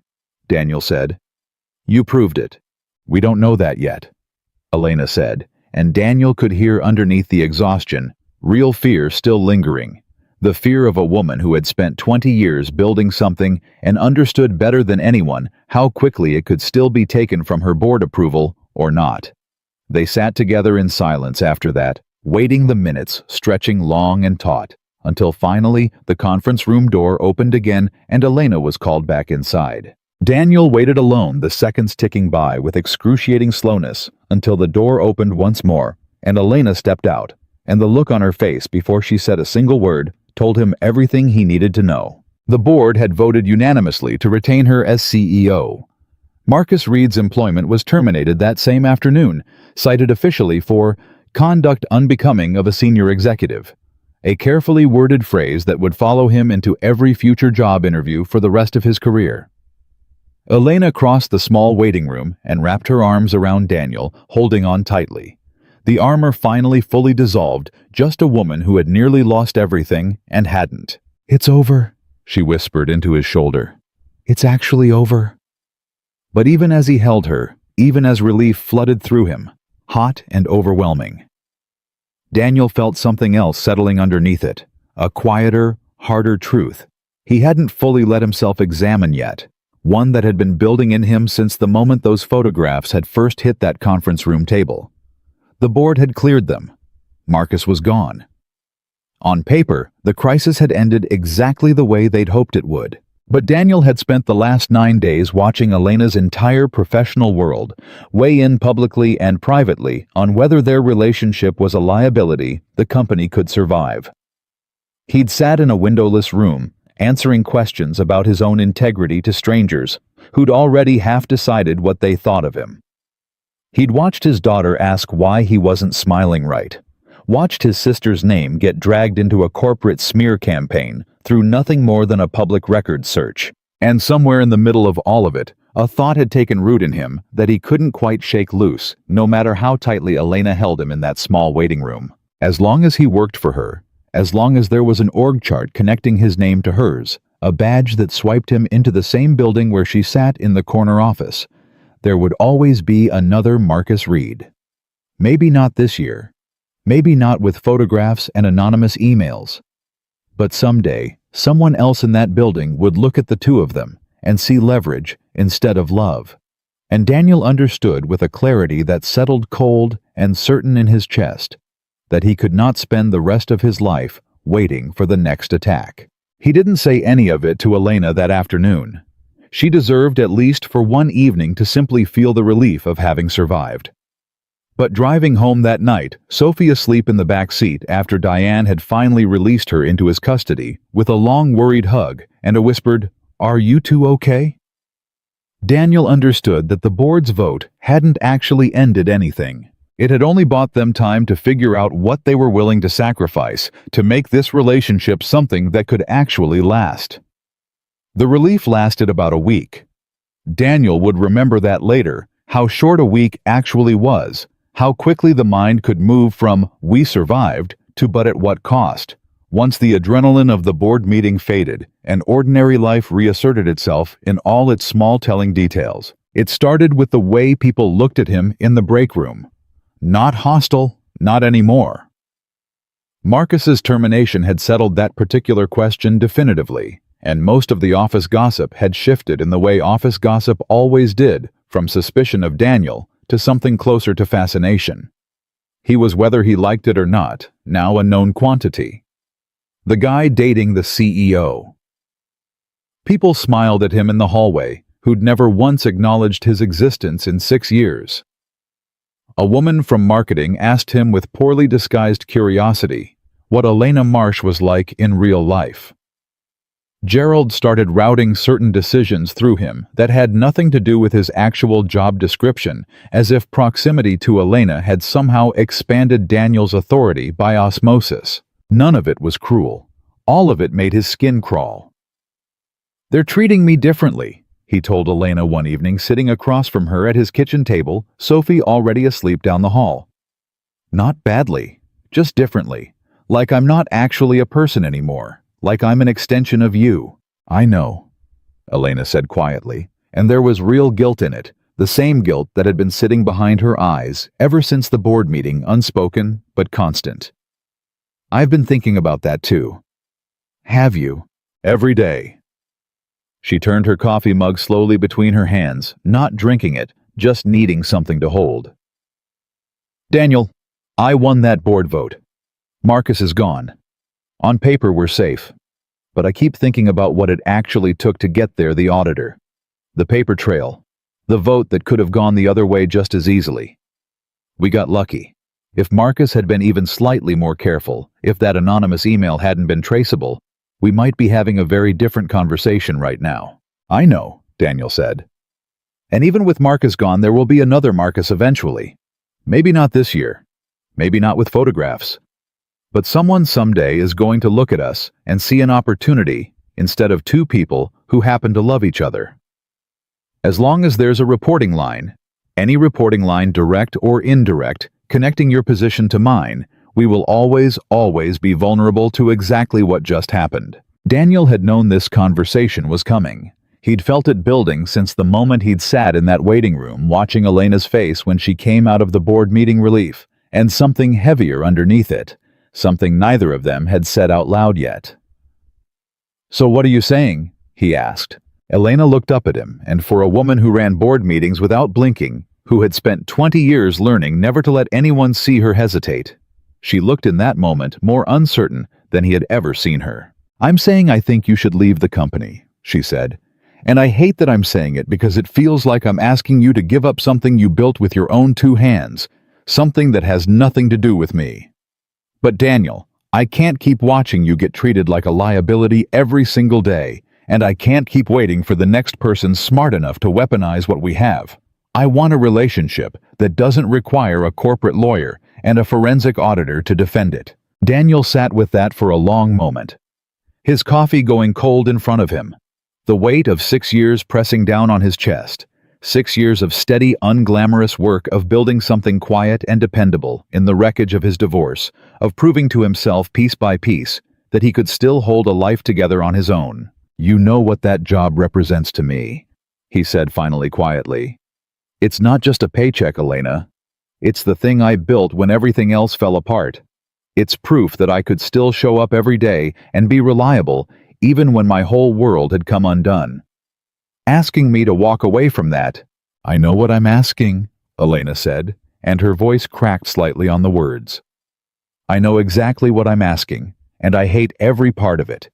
But I'd rather ask you to leave a job than watch you lose something bigger, because I was too selfish to say it out loud."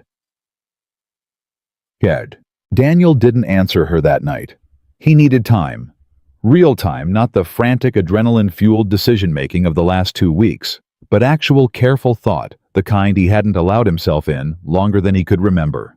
He drove to his sister's house the next afternoon, Sophie occupied with a movie in the living room, and sat with Diane at her kitchen table, the same table where this entire impossible chapter of his life had technically begun weeks earlier. "She wants me to leave the company," he told her. Diane raised an eyebrow, unsurprised in a way that irritated him slightly. "Of course she does. Daniel, you two just survived a corporate coup. Do you really think this was going to be the last time someone tried to use your job against you? That's what she said. She's right. Diane reached across the table and squeezed his hand, the same gesture she'd been making since they were kids, since their own parents' divorce had taught both of them, far too young, what it looked like when a family came apart quietly instead of loudly. Daniel, I watched you build that job into a fortress after Rachel left. I know what it means to you. I know it's not just a paycheck. But baby brother, a fortress isn't the same thing as a life. You've been telling yourself for 6 years that safety was the whole goal. Maybe it's time to ask what you actually want the goal to be now. What if I leave and it doesn't work out with Elena? Daniel asked, voicing the fear he hadn't said out loud to anyone, not even to Elena herself. What if I give up 6 years of stability for a relationship that falls apart in a year, and I'm left starting over completely at 38 with a kid depending on me? What if you stay, Diane said gently, and you spend the next 10 years resenting a woman you love because every time somebody looks at you sideways in that building, you remember. It was her world. You sacrificed your peace to be part of Daniel. You can't build a life with someone by keeping one foot permanently in an exit door. Eventually you have to actually walk all the way in or walk all the way out. There's no safe middle. Daniel sat with that for a long time after Diane went to check on Sophie, staring out at the same backyard swing set where all of this had started, turning the decision over and over in his mind, looking for the version of it that didn't require him to risk everything. He couldn't find one. There wasn't one. There never had been. Not since the night a CEO climbed into his passenger seat and told him he didn't get a vote. He gave his notice on a Wednesday morning, 2 weeks after the board meeting, walking into Gerald's office with a resignation letter he'd rewritten 4 times the night before, trying to find words that felt honest instead of dramatic. "You don't have to do this," Gerald said, reading the letter with visible surprise, an emotion Daniel hadn't expected from a man who'd spent the last several weeks avoiding eye contact with him in hallways. "The investigation cleared you completely, Daniel. Nobody here thinks you did anything wrong." "I know," Daniel said. "This isn't about clearing my name, Gerald. It's about giving both of us, me and Elena, a chance to actually build something without every decision I make getting scrutinized for favoritism. And without every decision she makes about me getting questioned by a board that's already proven it'll use it as ammunition. I can't keep working somewhere that treats my relationship like a legal liability. It's not fair to her, and honestly, it's not fair to me either." Gerald sat back in his chair, studying him for a long moment. "For what it's worth," he said finally, "you were a good employee, one of the most reliable people in this department. I'm sorry it took almost losing everything for this company to finally notice that." Daniel walked out of that office feeling something strange and unfamiliar settle into his chest. Not relief exactly, not yet, but something adjacent to it. The particular terrifying lightness of a man who had just voluntarily stepped off solid ground for the first time in 6 years, with absolutely no guarantee of what waited beneath him. He told Elena that night, and watched her face move through several emotions at once. Gratitude, guilt, fear. And underneath all of it, something that looked unmistakably like love. "You didn't have to do this today," she said. "You could have taken more time." "I've had 6 years of time, Elena," Daniel said. "I don't need more of it. I need to actually start living instead of just surviving." The weeks that followed were harder than either of them expected, in ways that had nothing to do with Marcus Reed or board meetings or corporate politics, and everything to do with the far more ordinary, far more human difficulty of 2 people learning how to build a life together without the crisis that had, in its own strange way, been holding them together with adrenaline and urgency. Without the daily rhythm of the job, Daniel found himself adrift in a way he hadn't anticipated. He'd built his identity so carefully around being reliable, around showing up, around the specific, unglamorous competence of a man who kept the trains running on time in a logistics department nobody thought twice about, and without that structure, he felt some mornings like he'd lost a piece of himself he hadn't realized was load-bearing. "I don't know who I am without a job to go to," he admitted to Elena one evening, 3 weeks into his unemployment, sitting on his back porch with a beer he hadn't finished, watching Sophie chase fireflies in the yard below them. "That sounds pathetic, probably," It doesn't sound pathetic, Elena said. It sounds honest. I felt exactly like that after my divorce from the company in a way. Not literally, I never left Halstead. But the year I almost sold it back, when the investors were pushing me toward an acquisition offer that would have made me rich and irrelevant on the same day, I remember lying awake wondering who I'd be if I wasn't the CEO. It's a real fear, Daniel. It doesn't make you weak for having it. How did you get past it? I didn't sell the company, Elena said, smiling slightly. I found a different way. I think you will too. You're not defined by a logistics department, Daniel, even if it feels that way right now. You're defined by the fact that you rebuilt an entire life from nothing after your divorce, and you did it without anyone's help, and you did it while raising a daughter who adores you. That's not something a job title gave you. That was always just you. Daniel let that settle, watching Sophie's small silhouette dart across the darkening yard, jar in hand, chasing light.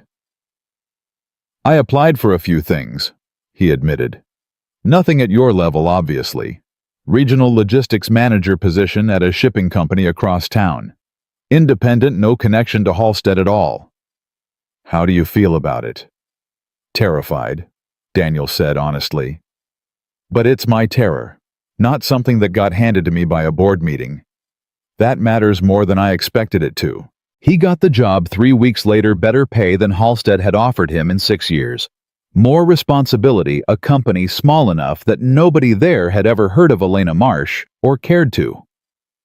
Daniel walked into his first day with a strange, unfamiliar feeling settling into his chest. Something he hadn't felt in longer than he could remember. It felt like starting over, not out of fear this time, out of choice.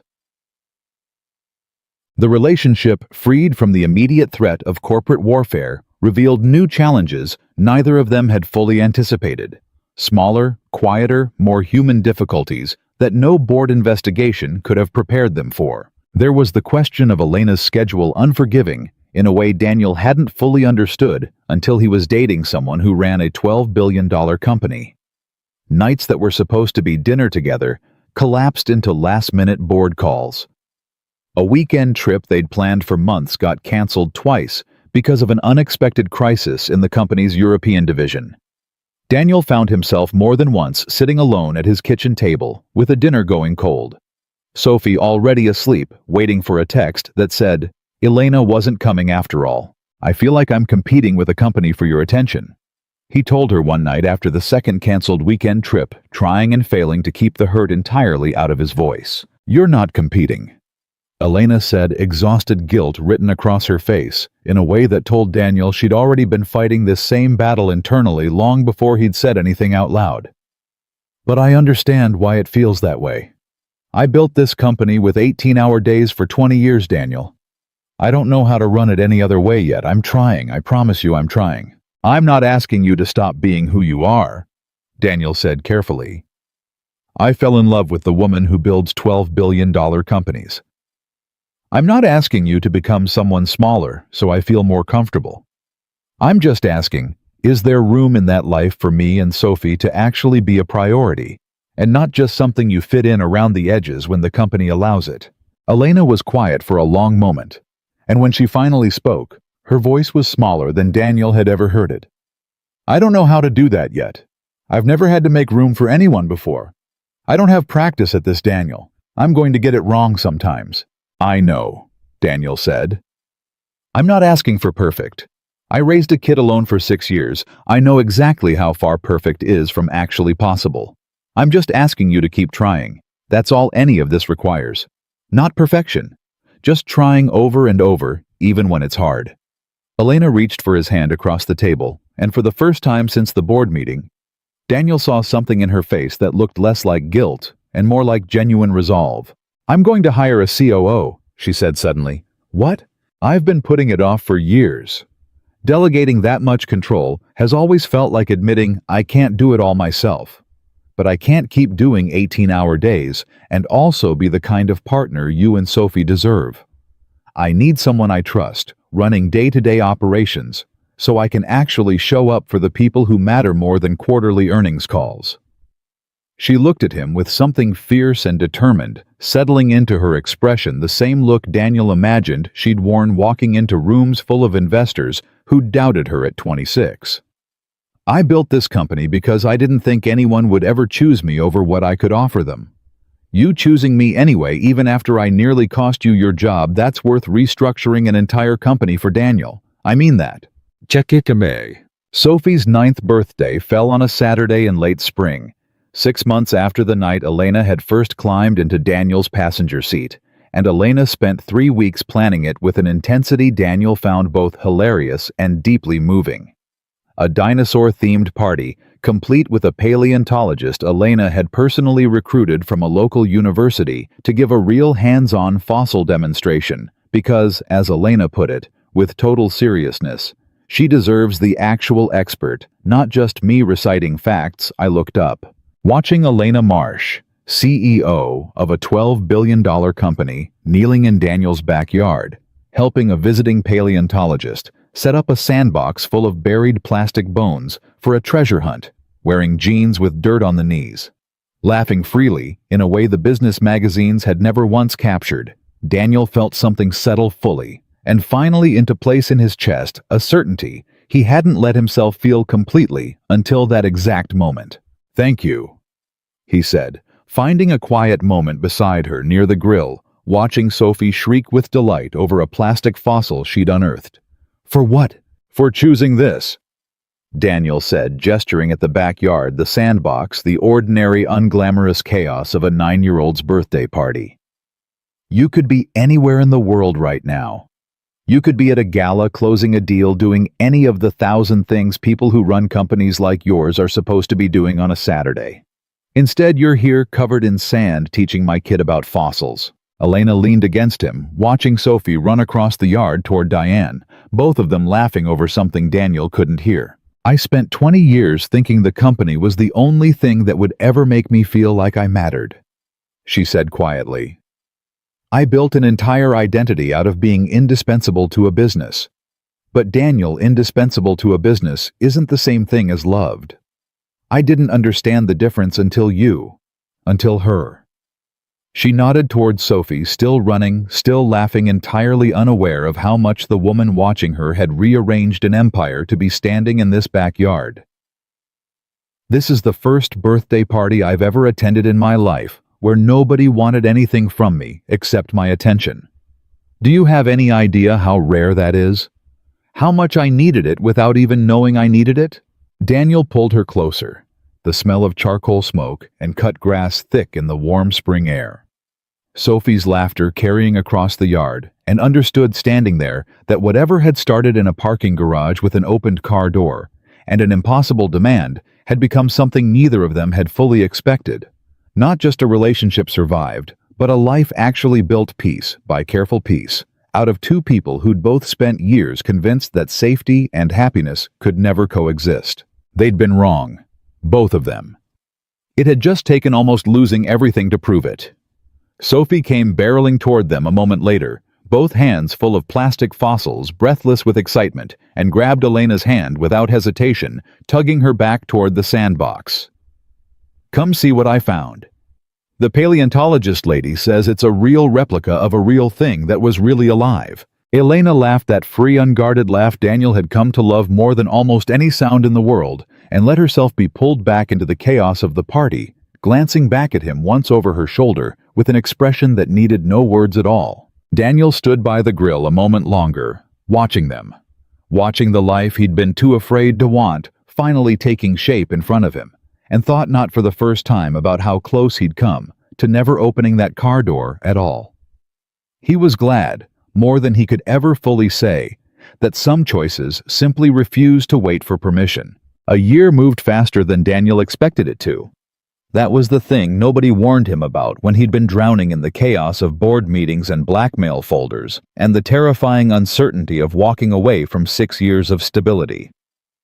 That eventually, if you were lucky, the crisis passed, and what came after was just life, ordinary and unremarkable, and quietly extraordinary in the way that ordinary life could be when you'd finally stopped bracing for it to fall apart. His new job at the shipping company had turned into something he genuinely loved, in a way he hadn't expected.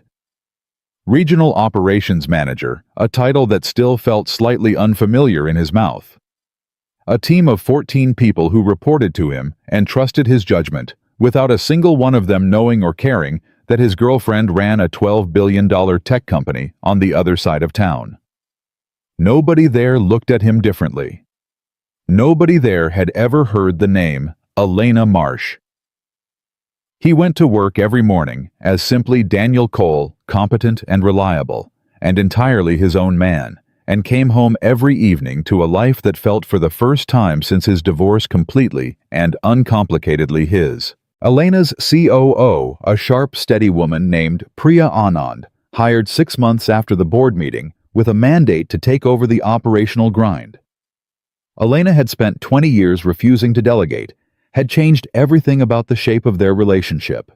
Elena still worked hard, still carried the weight of a company that size on her shoulders.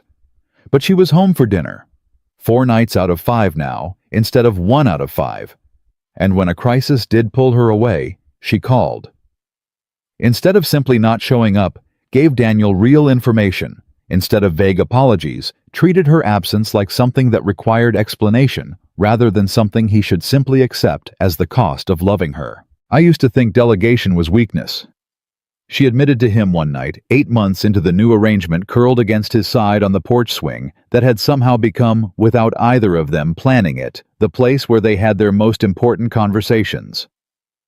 I thought if I wasn't doing everything myself, I wasn't really earning any of it. Priya took that apart in about a week. She told me the healthiest companies aren't built by CEOs who never sleep. They're built by CEOs smart enough to know which battles actually need them personally in the room. Smart woman, Daniel said. She usually is. It's mildly infuriating.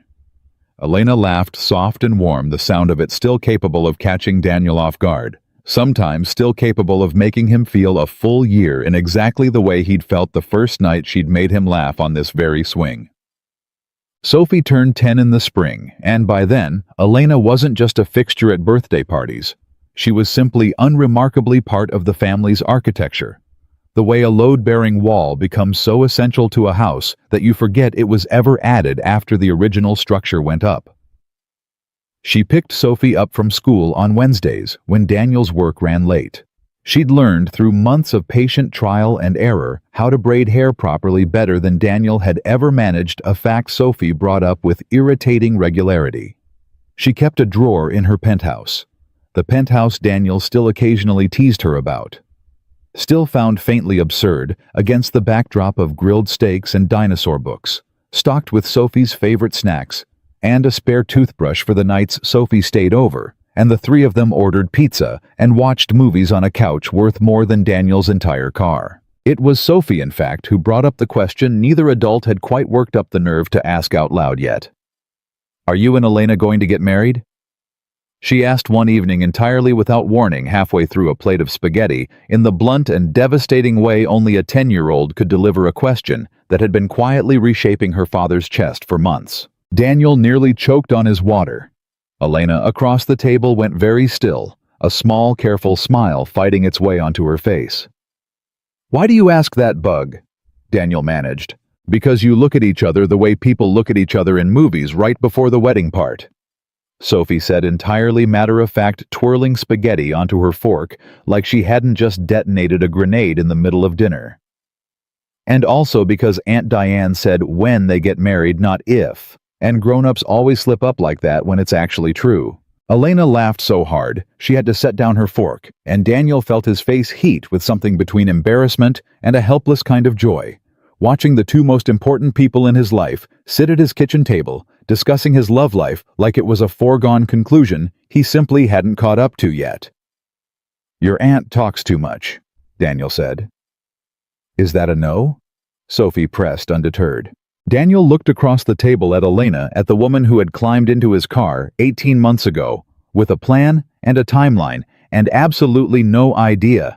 It would cost her nearly everything, who had rebuilt her entire professional life to make room for a family she'd never planned on wanting, who had learned to braid hair and buy the right snacks and show up over and over exactly when she said she would. and felt the answer settle into him with a certainty he hadn't expected to feel quite this plainly, quite this soon at his own kitchen table, ambushed by his own 10-year-old. "It's not a no," he said quietly, eyes still on Elena. Elena's breath caught audibly. Sophie, entirely unbothered by the enormity of the moment she'd just caused, went back to her spaghetti with the satisfied air of a child who had simply confirmed something she'd known all along. "Good," she said. "Because I already told my whole class you're basically already married. I don't want to have to correct that."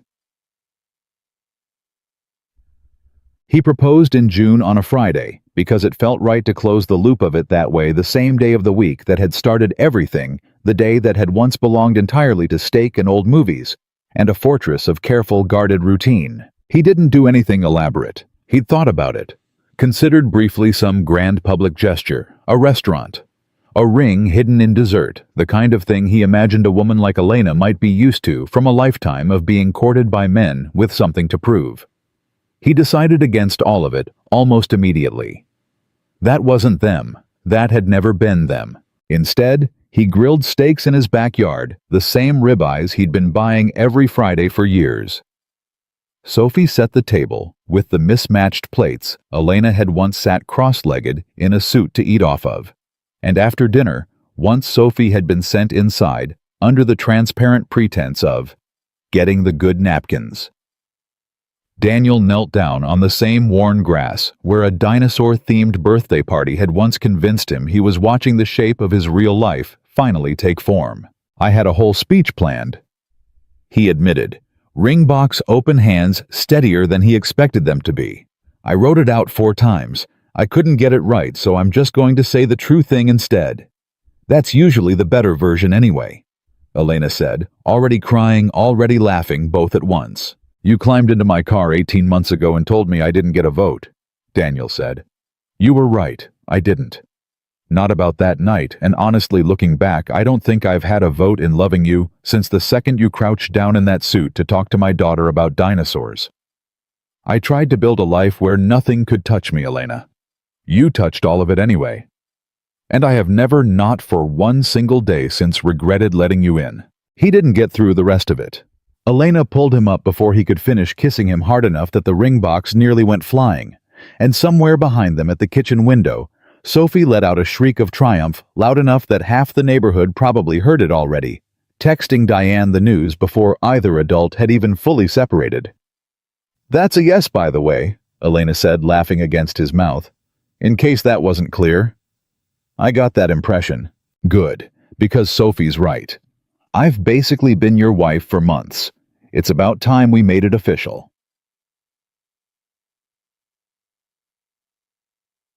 The wedding, when it finally happened the following spring, was nothing like the corporate gala Marcus Reed had once implied. Elena's relationships would inevitably become no board members, no shareholders, no press.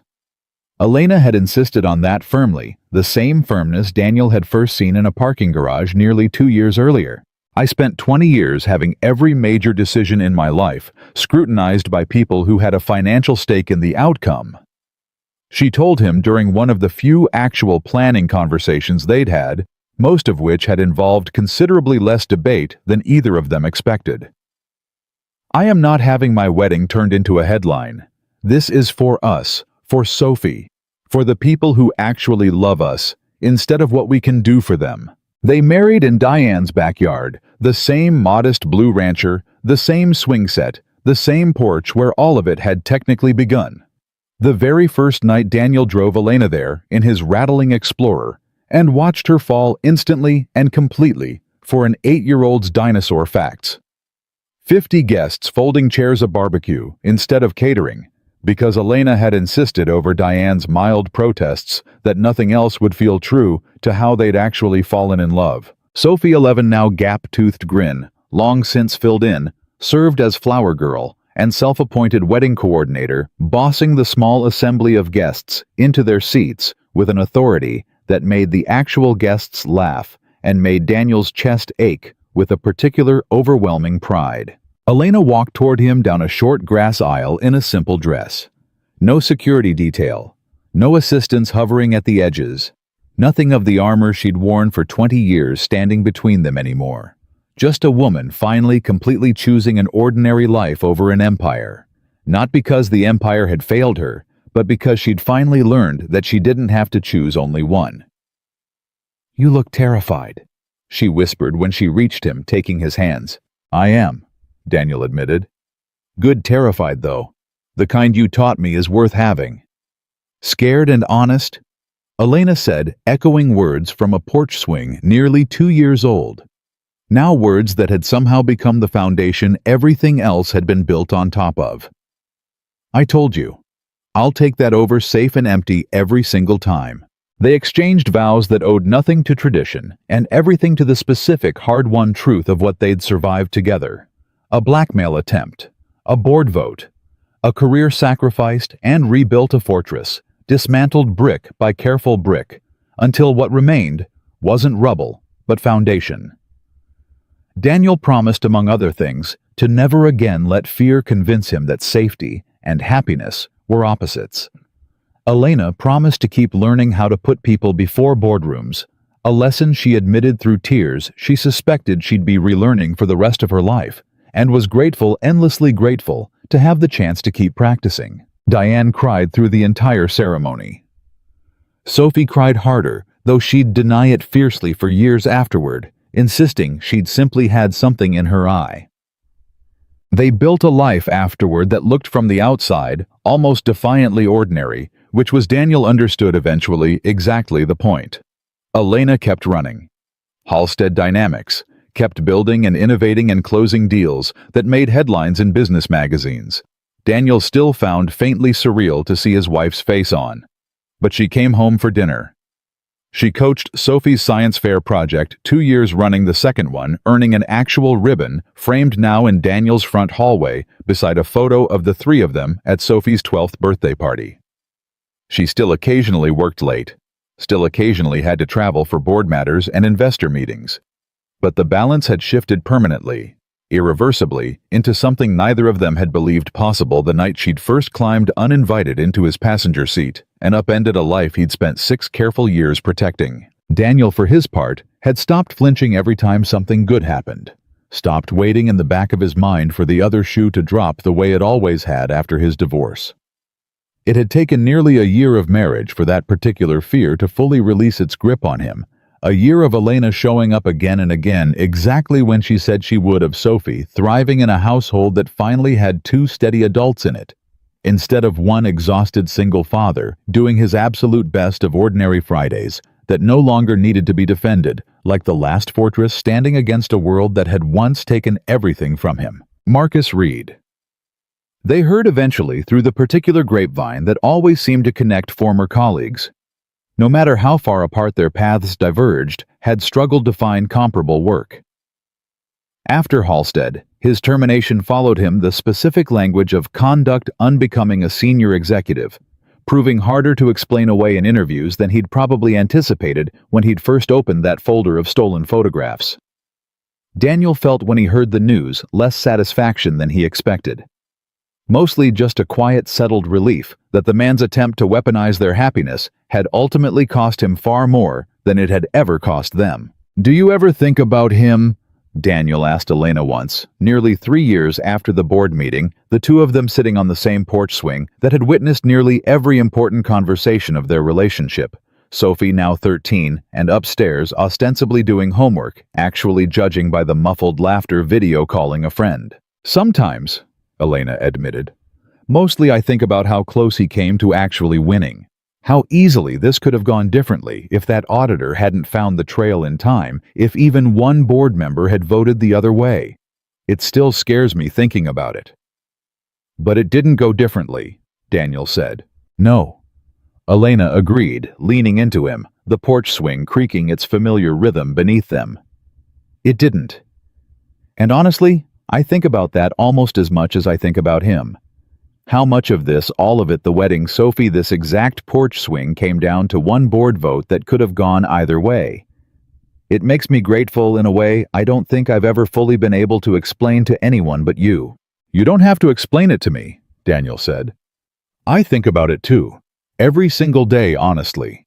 How close I came to never opening that car door.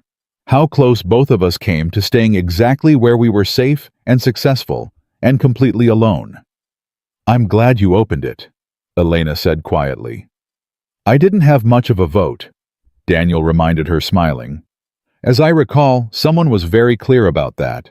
Elena laughed, that same free, unguarded sound that had first caught him off guard on a porch swing nearly 3 years earlier, still capable even now of settling something warm and permanent into his chest. Looking back on it later, and Daniel did look back on it often in quiet moments that had become far more common in his life than the frantic defensive vigilance he'd once mistaken for peace. He understood that the story had never really been about a CEO and a coordinator about the improbable collision of two people from entirely different worlds. It had been about two forms of the exact same fear wearing very different clothes. Elena had spent 20 years convinced that vulnerability was the one luxury a woman in her position could never afford. That letting anyone close enough to matter was the same thing as handing them a weapon.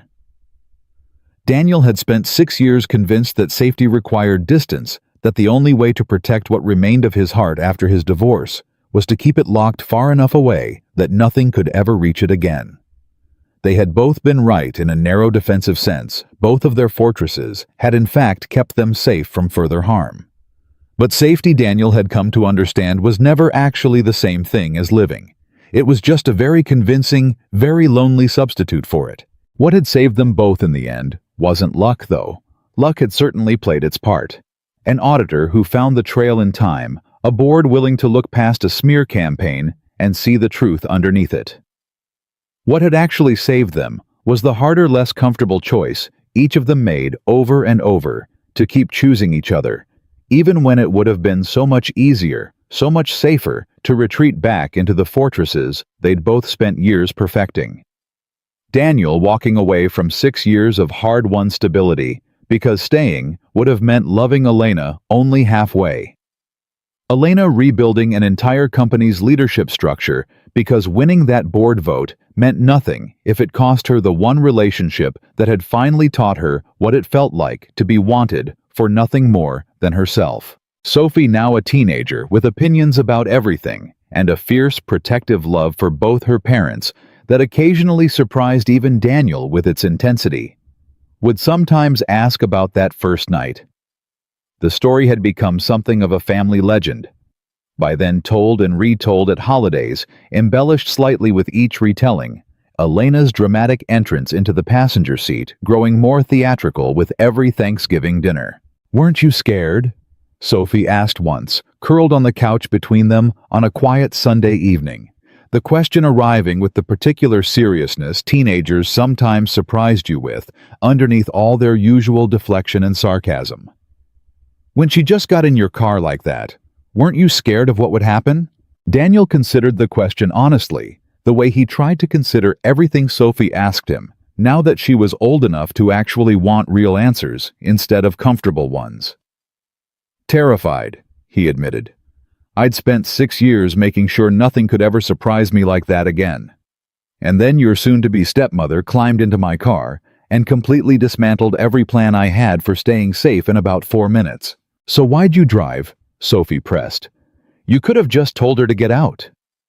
Daniel glanced at Elena, who was watching him with the same quiet, patient attention she'd given him the very first night, waiting to hear how he'd answer, even after 3 years of marriage, even after having heard some version of this story 100 times before. "Because somewhere underneath being terrified," Daniel said slowly, "I think I already knew that the safest thing I'd ever built for myself wasn't actually keeping me safe.